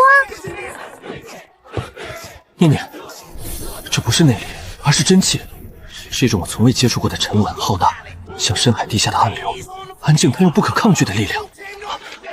柳如烟，封印松了，可是不像是自己松的，而是被人打开的。他的经脉被人用外力打开了2条，而且体内还有7重封印，这是血脉中载体的成鸟保护机制。但他才3岁，正常来说，第1层封印不应该这么早松动，除非有外力刺激。什么外力？你刚才做梦了吗？梦见师傅了，师傅说该醒了。苏婉在远处用某种方式触发了封印，他把力量封入血脉的时候就留了开关。他的声音，他的意念，或者某个特定的词。念念在梦里听到了那个词，封印就会开始松动。3岁孩子的经脉太细太嫩，他虽然多了2条后天打通的经脉，但也远远不够。所以苏婉只松了1点就收回去了。对，他可能是试一试，看看能不能。苏婉能远程触发封印，说明他知道这边的情况。不一定知道具体情况，但他肯定能感知到念念的状态。血脉相连和孩子之间有最天然的感应，念念有危险的时候会上次和黑衣人，念念吹骨笛照了些去，那个时候封印有反应吗？那次我在暗室炼丹，没来得及诊脉，但如果那次也有反应，那就是说苏婉在有人第1次攻陷摄政王府的时候就已经感应到了。苏婉独自一人在青山，没有武功，却在远处用尽一切办法保护念念。我要去找他。我去把人带回来。青山距离京城1400里，我2天就能到。现在你不能离开京都，还是让无名去吧。师傅说过，如果爹爹派人来，就让那个他带着大花去。大花知道他住在那棵树底下，他认识路。杀手叔叔，我师傅很瘦，走路很慢，你要背着他。师傅怕冷，你要给烤火。师傅一个人在山上很久了，你跟师傅说，爹爹很想他，念念也很想他。 2天去，2天回，最多5天。洛城来的急件，副将已经被控制了，3000精气现在全在赵铁柱手里，随时能调动。但信里还说了一件事：洛城方向有一队人马在移动，大约500人，不打旗号，昼伏夜行，方向是京城。500人。 赵铁柱的斥候跟了2天，对方行军手法十分老练，不像是普通兵卒，反而像是训练过的私兵。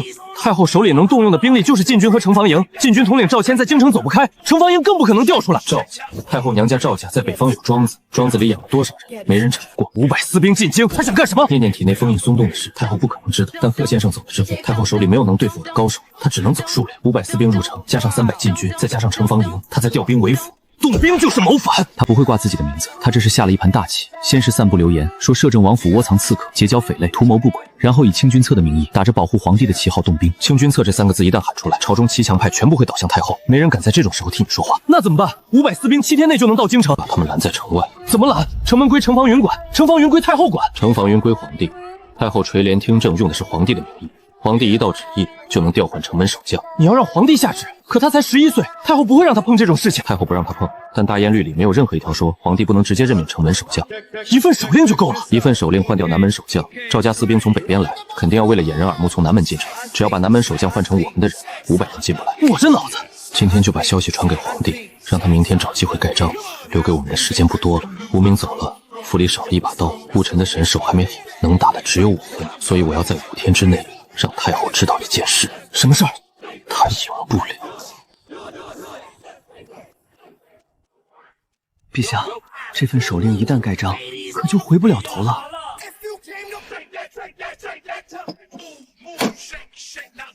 收好，走密道送出去。明天皇祖母就会知道我换了南门守将，到时他肯定会发怒，会追问，会严查。但那又怎样？你派人去找张海。 让他明天天亮之前到南门换防。张海是谁？是我的人。3年前我在禁军中安排了4个人，张海是其中之一，在禁军副尉的位置做了3年。你3年前就安排好了？先帝教我的，步棋要走，落子要准，收网要快。皇帝把南门的守将换了，是，御笔手令，印章无误，谁让他这么做的？程昭。 哀家养了你5年，你可从没主动做过任何一件事。这次换守将是你自己的主意，还是有人教你这么做？去查程昭最近见过什么人，说过什么话，一字不落给哀家查清楚。这帮人还真是老鼠打地洞，精得不得了。南门现在进不来，他们就改成东门了。皇帝的手令只能用一次，如果再用一次，一定会让太后察觉。东门守将赵元去年欠了我苏家商号8000两银子，到现在都没还，我去找他谈谈。不要让他倒戈，等500人到了东门，他只需要以核查身份为由拖上1天就够了。为什么是1天？1天之后，苏婉就回来了。就算苏婉回来了，太后的兵、太后的权、太后的人都在，她回来能改变什么？你手底下有多少说书先生？苏家养的茶楼里都是有说书先生的，京城内少说也有20多个。让他们从今天下午开始说一段新书《安乐郡主传》。第一回，边城大火，300户人家流离失所。第二回，摄政王北境巡防遇伏中毒，一个3岁丫头骑蛇救父。第三回，太医院张院惯办当众揭露下毒的真相。你这是要把真事编成评书？真事最好听，百姓不看奏折，不懂朝政，但他们听故事。好故事比流言跑得快。太后散布的蟒蛇、妖女、杀手都是恐惧，而我们散布的是情感。3岁女娃救爹爹，你猜百姓更愿听哪一个？干了！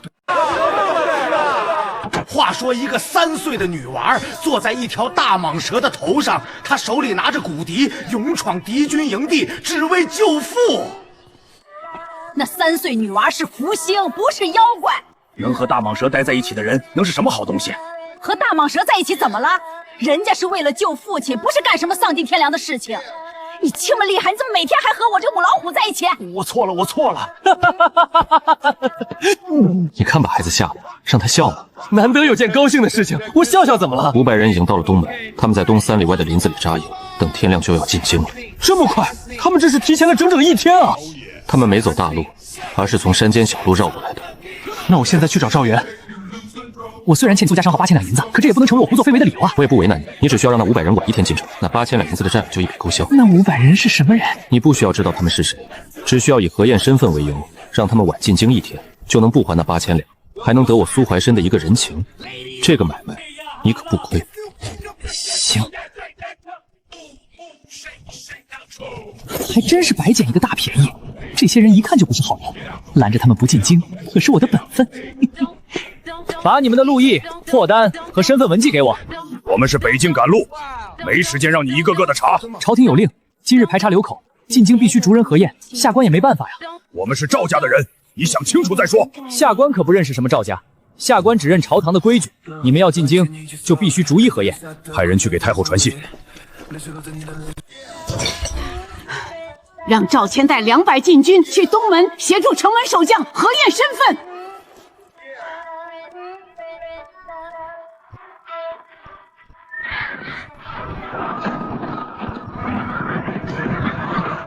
不好了，赵谦带200禁军去东门了，太后这是要强行放那500人进城啊！赵谦到东门还有多久？半个时辰。苏怀瑾，你赶紧派人通知赵元，一定要拖住。只要等天黑，城门一关，那500人就进不来了。如果拖不住呢？拖不住就算了，就算那500私兵进京，太后也需要等一个理由才能动手。没有理由，那500人也只是摆设。他的理由不是清君侧吗？这可是早就准备好了的。清君侧是需要皇帝点头的。我今晚进宫。你疯了！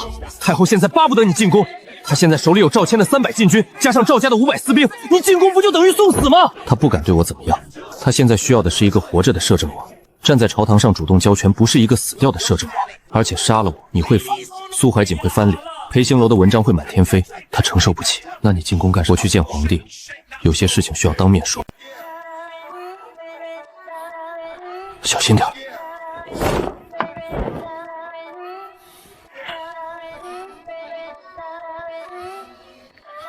殿下，程昭呢？奴才让他在寝殿假装睡觉，然后支走了职业太监。殿下，随奴才来。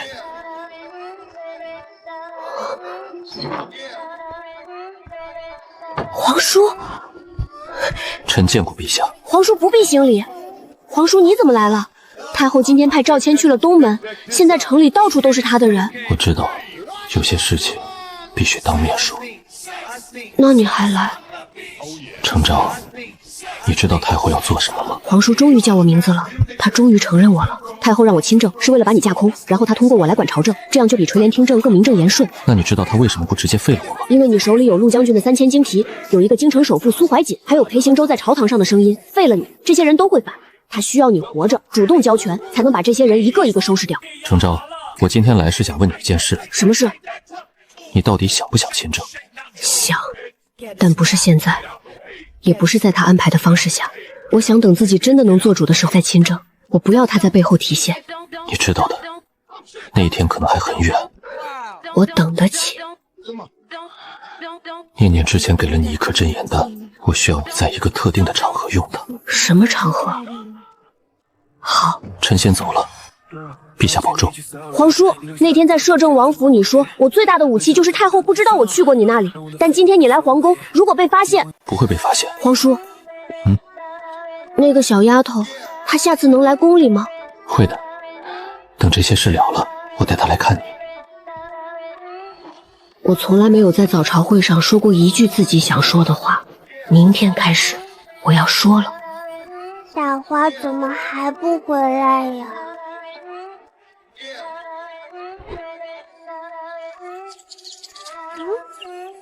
大花！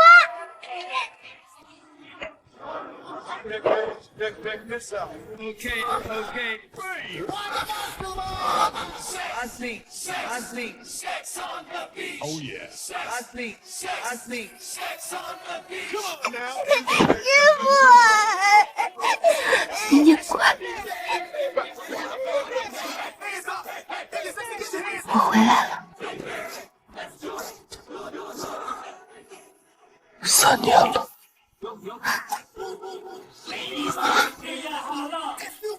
他娘的，这风沙真大！柳如烟，带他去室内好好看看，需要什么药，不管多贵，都从苏怀进库房里拿。我没事，就是累了，先说正事吧。你的身体就是最大的正事，听他的吧，路上没耽搁，他硬撑着一口气，就是为了赶回来。好，那就先说正事，所有人来书房议事。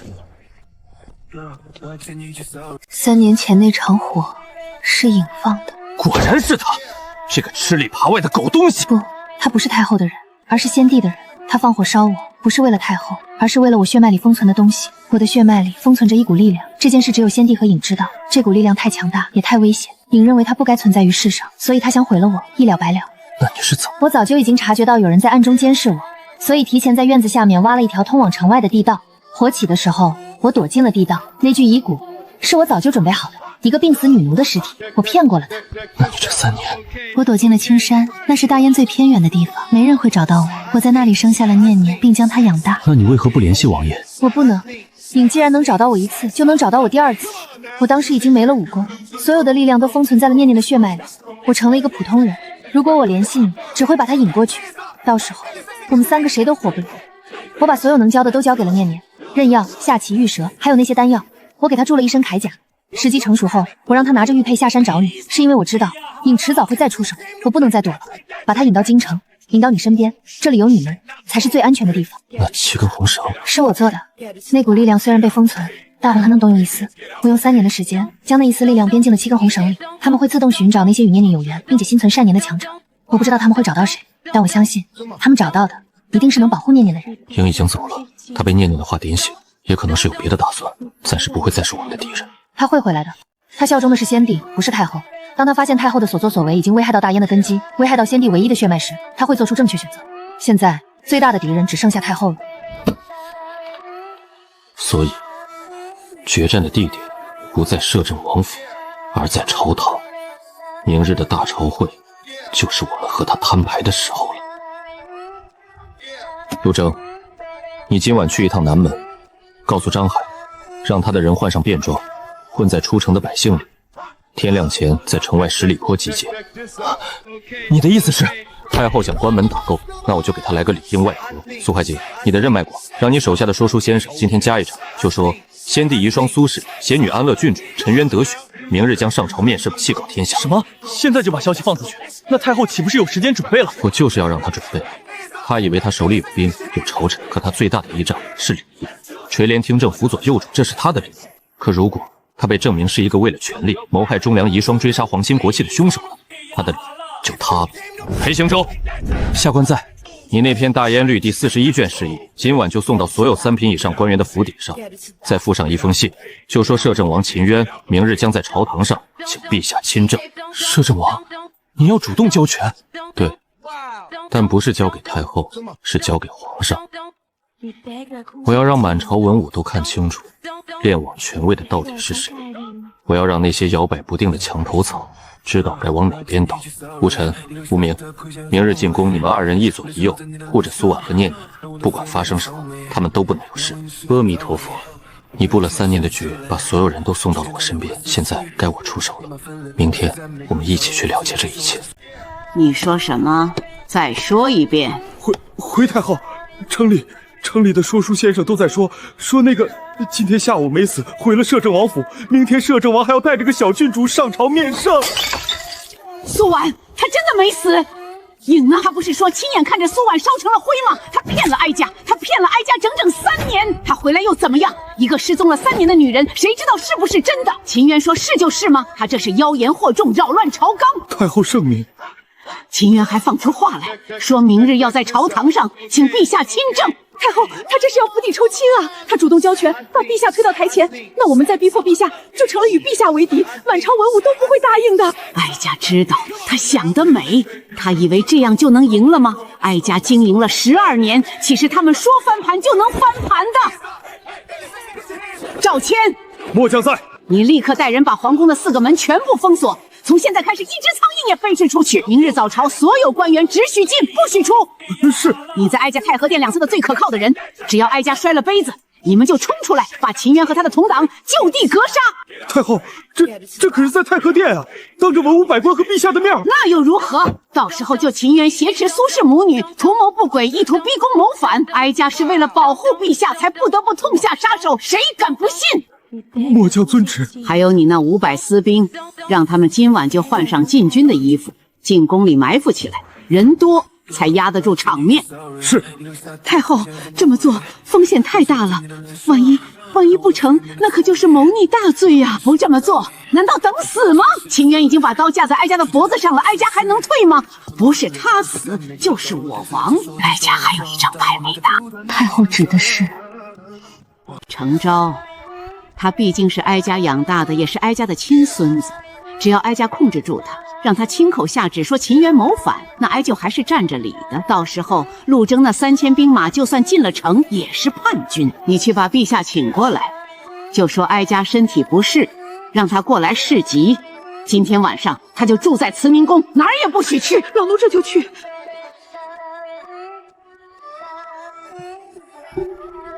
秦渊，你以为你赢定了吗？哀家告诉你，只要这大燕的天下还姓秦，只要皇帝还在哀家手里，你就永远赢不了。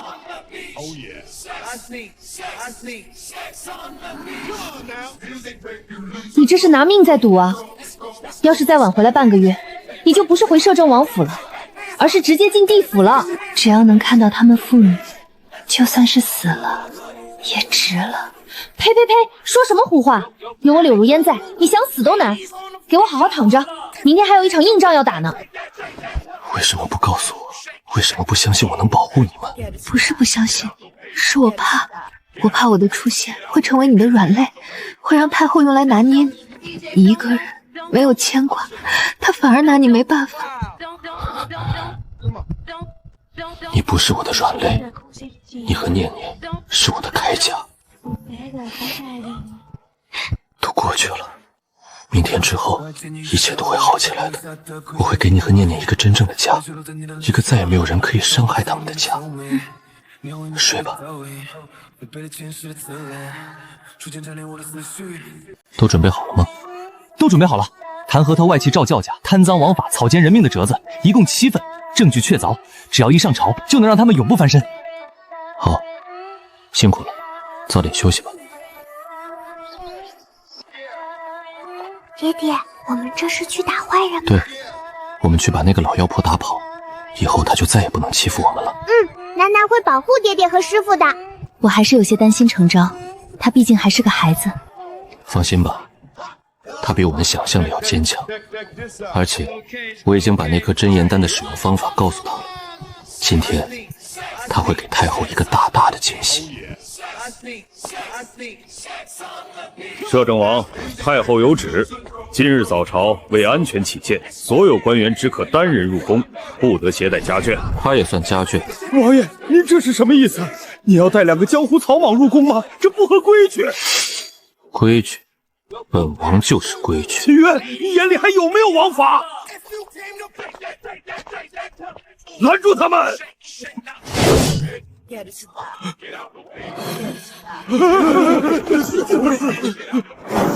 让他们过去。让他们过去。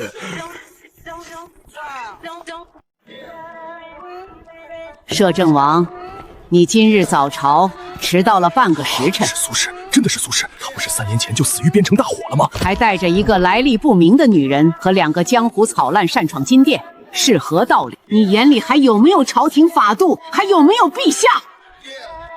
回太后，臣今日带来的并非来历不明之人，这位是先帝亲封的安平县主苏婉。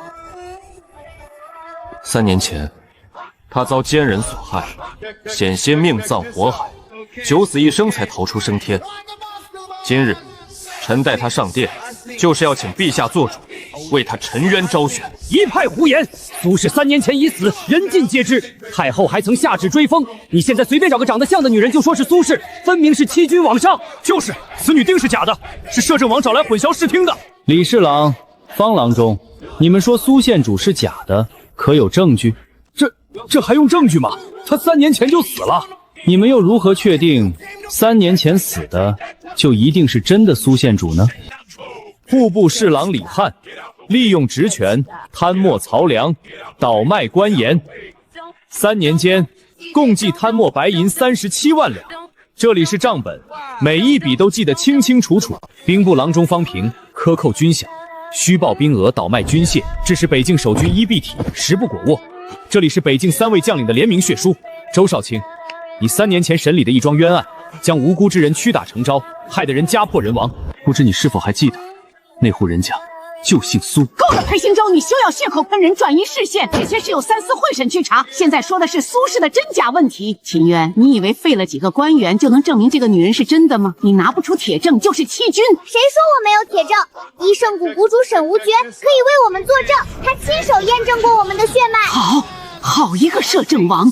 就算她是真的苏婉，就算这孩子是你的亲生女儿，那又如何？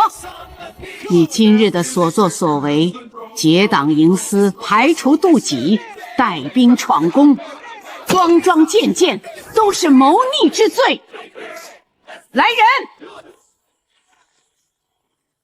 秦渊，你现在还有什么话好说？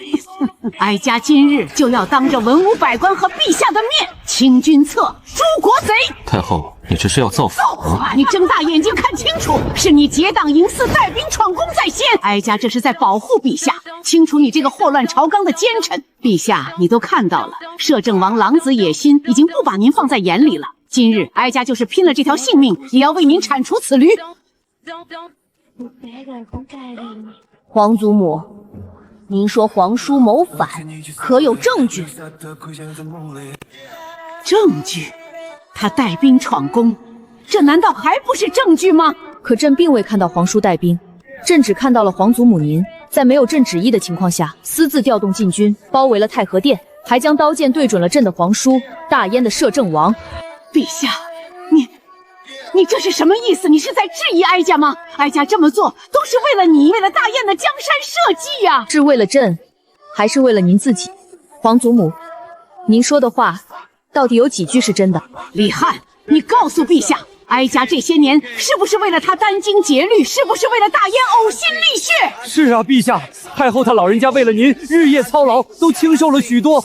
您可不能听信奸臣的谗言，寒了太后的心啊！这是前几日安乐郡主送给朕的糖豆，他说吃了这个糖豆就只能说真话，不能说假话。李世来，你这么忠心？不，陛下，臣不敢。怎么，朕赏你的东西，你敢不吃？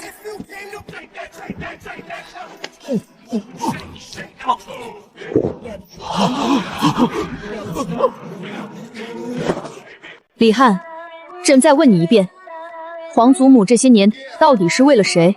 为了他自己，他想做第2个武则天。你胡说！你竟敢污蔑哀家！来人，把他给哀家拖下去，乱棍打死！ 3年前边城那场大火，烧死了400多无辜百姓，你可知是谁主事？是太后，她命贺先生动手，目的是烧死苏婉。她说苏婉不死，秦渊的心就永远收不回来。不是我，是他胡说，是秦渊给他喂了毒药，让他来诬陷哀家。太后，事到如今你还想狡辩吗？你告诉他们你是谁？我叫苏婉，先帝亲封的安平县主，摄政王秦渊的未婚妻子。3年前，我并非死于大火，而是遭人追杀，侥幸逃脱。追杀我的人正是太后身边的贺先生，而太后之所以要杀我，不仅仅是因为秦渊，更是因为我无意中发现了他和北莽私通的证据。这是当年太后的亲弟弟镇北将军赵德写给北莽大单于的亲笔信，信中详述了我大燕在北京的兵力部署、粮草位置，甚至还有几位守将的性格弱点。而作为交换，北莽则承诺在太后需要的时候可以陈兵边境，为他造势。他不是为国捐躯。3年前，赵德根本不是战死，而是因为通敌之事败露，被我亲手斩于阵前。这是当年的军报，上面有我镇国将军府的大印。只是当时为了稳定军心，我并未公布真相，只说他是战死。不可能，这不可能！太后，你输了。不，我没有输，我还有兵，我还有人。来人，给哀家杀了他们，杀了秦渊，杀了苏婉，杀了这个不孝的皇帝。谁杀了他们，哀家赏他黄金10000两，封万户侯。陛下，末将等护驾来迟，罪该万死。我等誓死效忠陛下。赵谦，你这个废物，你的人呢？太后，别喊了。你的侄子赵谦，还有你赵家那500私兵，在进宫的路上已经被我的人拿下了。阿弥陀佛，太后，苦海无边，回头是岸，放下屠刀，立地成佛吧。成佛？我就算是死，也要拉几个垫背的。陛下小心！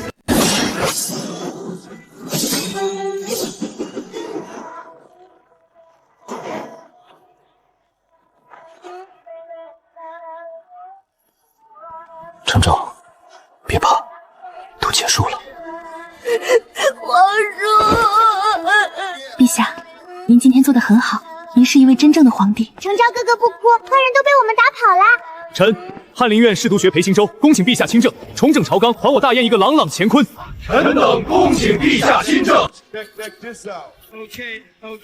程昭哥哥，你这里好大呀，比我们家大多了。是吗？那以后你常来玩好不好？我让御膳房给你做好多好多好吃的。好呀。皇叔，这是刚才裴大人他们拟定的。你觉得呢？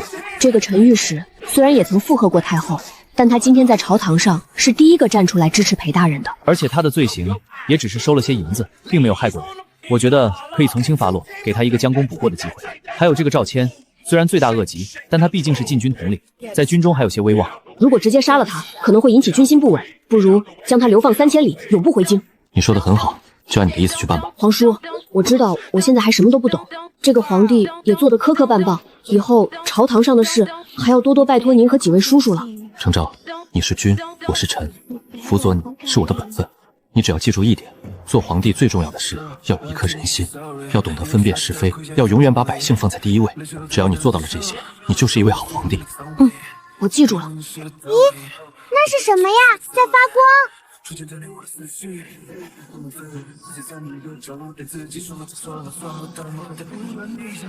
回家吧。回家。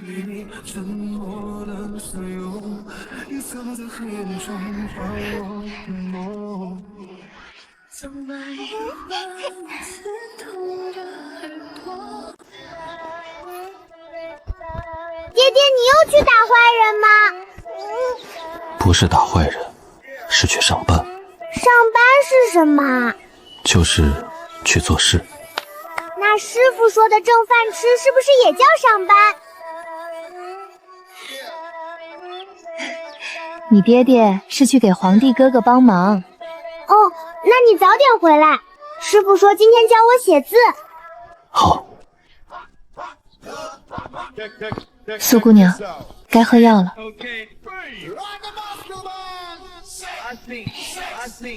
皇叔，那个李翰还在天牢里唱歌呢，唱的还是赞美太后的曲子，被真言丹弄傻了。没傻，药效过了之后就会恢复正常。不过他说出去的话收不回来了。那太后呢？你想怎么办？她毕竟是我祖母，虽然她做了很多坏事，但是小时候她也给我讲过故事，给我缝过棉袍，但她也不能再出来了。囚于慈宁宫，终身不出，这是你做皇帝后第一个决定。皇叔，念念什么时候来看我？等你把明天的折子批完。这么多折子啊！当皇帝就是这样。那皇叔能帮我看几本吗？不能。一本也不行。一本也不行。你自己的江山自己看，看不懂的可以问我。皇叔，怎么了？你跟根素依成亲的时候，我能去吗？你是皇帝，你想去谁拦得住？那我去，我给念念带糖葫芦。爹爹，你又去打坏人吗？不是打坏人，是去上班。上班是什么？就是去做事。那师傅说的挣饭吃是不是也叫上班？你爹爹是去给皇帝哥哥帮忙。哦，那你早点回来。师傅说今天教我写字。好。苏姑娘，该喝药了。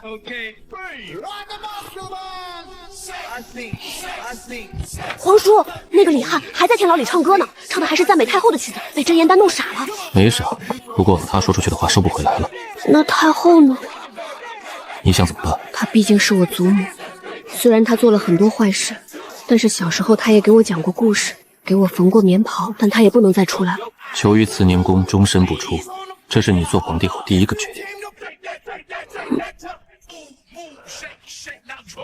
皇叔，念念什么时候来看我？等你把明天的折子批完。这么多折子啊！当皇帝就是这样。那皇叔能帮我看几本吗？不能。一本也不行。一本也不行。你自己的江山自己看，看不懂的可以问我。皇叔，怎么了？你跟根素依成亲的时候，我能去吗？你是皇帝，你想去谁拦得住？那我去，我给念念带糖葫芦。影，影是那个人的最后一个弟子。3年前他来烧我的时候，出手的方式我看得很清楚，他的内力路数跟封印念念的手法是同一脉的。可是他跑了，但他会回来。你怎么知道？你们在说什么？秦渊，坐下。为什么不早说？说了又怎么样？朝堂的事没了结之前告诉你，你会分心，分了心就会出错，出了错，念念就危险了。我不能让念念有事。行，你说影能做到？能。但我们不知道他在哪儿。他在京城。那天他从围墙上跳走之后，我一直能感觉到他，他身上有那个人留下的气息，跟念念体内的力量是同源的。我虽然没有武功了，但血脉……他在什么方向？城东，不远。别去找他，因为他会自己回来。为什么？他3年前放了火，害死了400条人命。他一辈子都在替先帝办事，没替自己活过一天，他已经快撑不住了。你的意思是？他需要一个理由回来，而这个理由只有念念能给他。走吧，吃饭了。1年，我不会让你等1年。李夫，你去御膳房问问有没有糖葫芦。糖葫芦？宫里哪有那东西？那你出宫去买最大的那种，上面沾着芝麻的。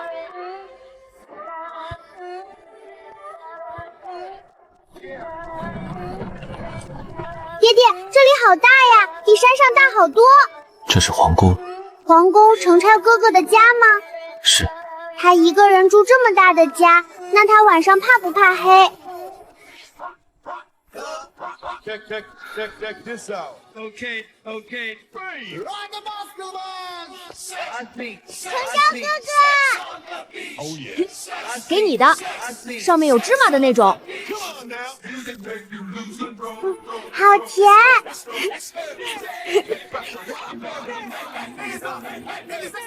王爷，陛下这2天精神好了很多，批折子虽然累，但比以前高兴多了。李福，先帝留给你的密道钥匙还有几把？就1把，先帝说够了，再配1把，以后给程昭自己拿着。老奴明白。雾尘叔叔是谁？就是光头叔叔呀，他打了一个很厉害的坏人，把手打坏了。那个很厉害的坏人就是贺先生。不过他不是坏人，他是一个很难过的人。师傅说难过久了就分不清对错了。那他现在去哪儿了？不知道，但他会回来的。你怎么知道？因为他还没哭完嘛。程昭哥哥，你以后别一个人了好不好？好。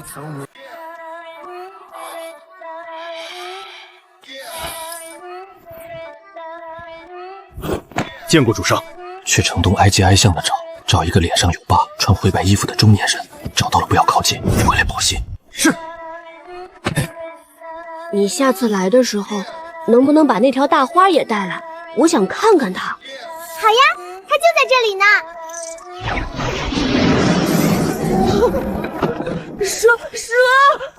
没事，退下。大花乖，留下程昭哥哥。下次你提前说一声。有人来了。谁？巴巴叔叔。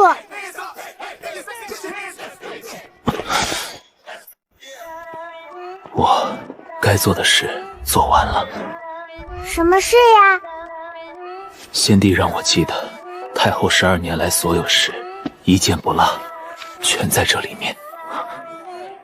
先帝说看着他，但不是替他瞒着，是替程昭留着，等程昭长大了给程昭看。3年前的火呢，苏婉的事也是先帝安排的，不是，那是我自己的判断。我怕苏婉体内的力量引发天下大乱，以为烧了就一了百了，搞错了，400条人命。我知道，我记着每一个。巴巴叔叔，你是不是哭完了？没。那你继续哭吧，哭完了就不难过了。师傅说的。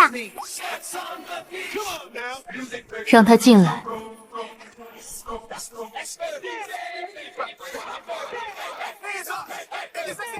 坐。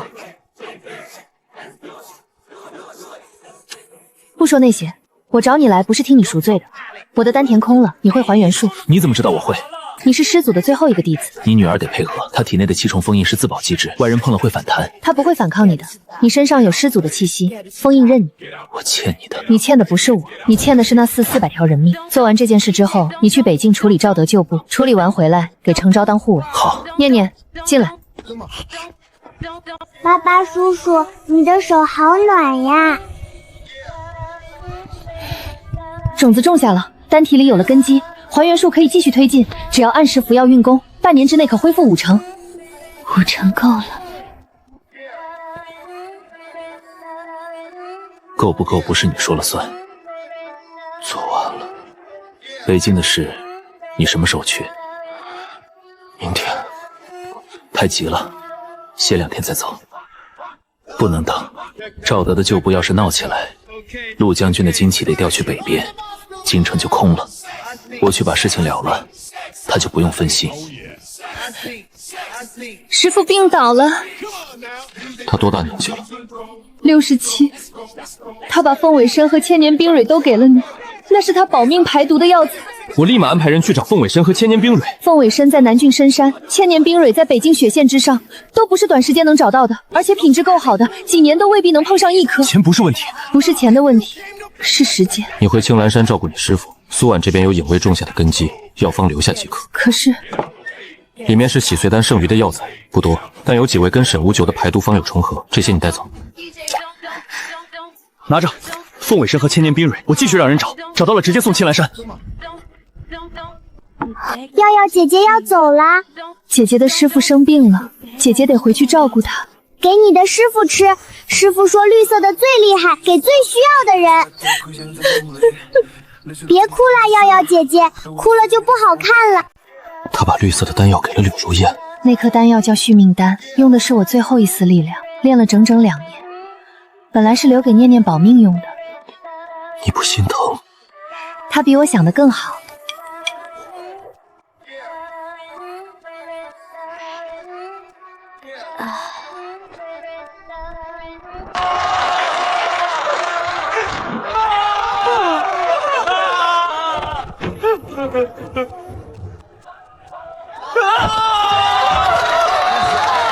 翻跟头。程昭下了第1道圣旨。这孩子，他自己想的。3年前那场火，烧掉了400多条人命，我逃出来了，但那些人没有。你不用。我知道不是我的错，但如果不是我的血脉引来了野，那场火就不会发生。你也要记住一件事，你活着回来了，这比什么都重要。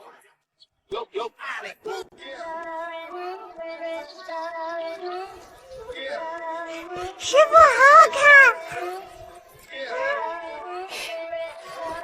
你也好看。皇叔、苏姨，不用太惊讶，朕来给皇叔道贺。念念的糖葫芦我也带了。程昭哥哥，上面沾了芝麻的。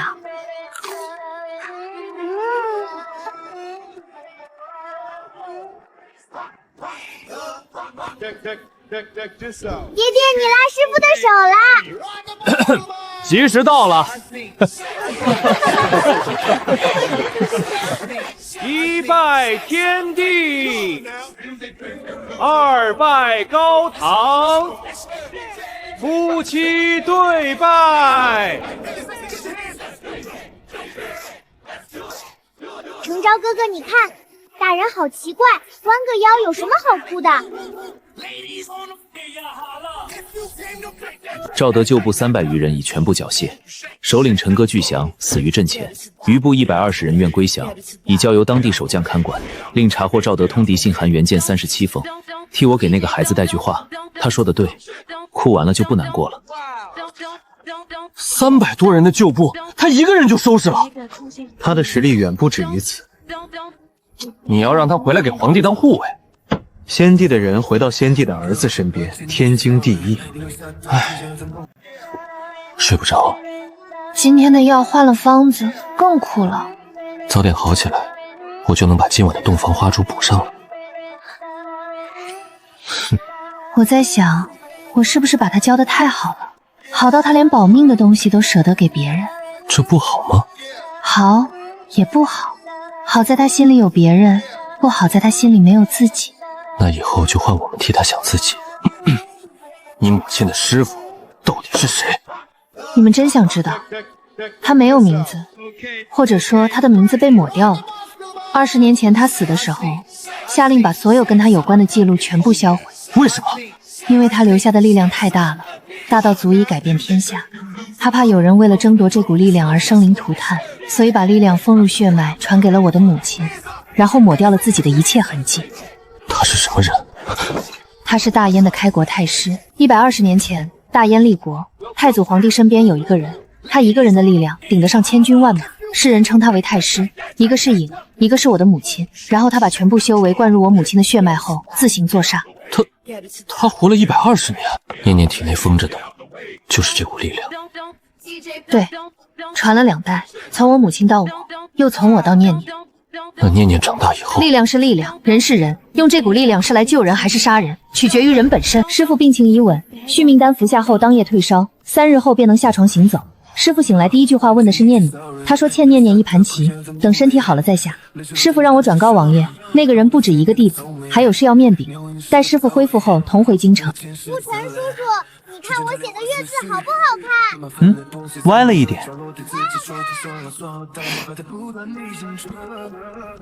你看，他已经决定了。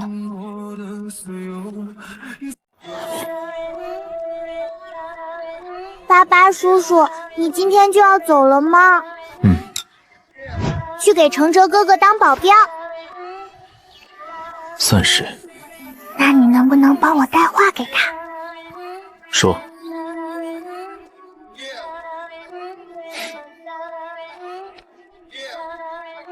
你教他的？没有，他自己想的。3岁的孩子心里装的事儿比我们这些大人还多。你进了宫，就在皇帝身边了。王爷，我走了。别跪，进宫以后，你只听程昭一个人的话。他年纪小，有些事拿不准，或许会来问我，但最终拍板的必须是他。你在他身边看着就好，不要替他做决定，也不要干涉他的判断。属下明白。还有一件事，沈无咎说过，那个人不止一个弟子，你是一个，苏婉的母亲是一个，还有没有第3个？我不确定。师父收我的时候，我才12岁。他身边来往过不少人，但他临终前只提了我和苏婉母亲2个人的名字。有一个人我见过一次，师父作画前3天，有个年轻人来过山上，待了半天就走了。我没看清他的脸，只记得他身量不高，走路没有声音，十分隐蔽。师父送他走的时候说了一句：“你不该来。”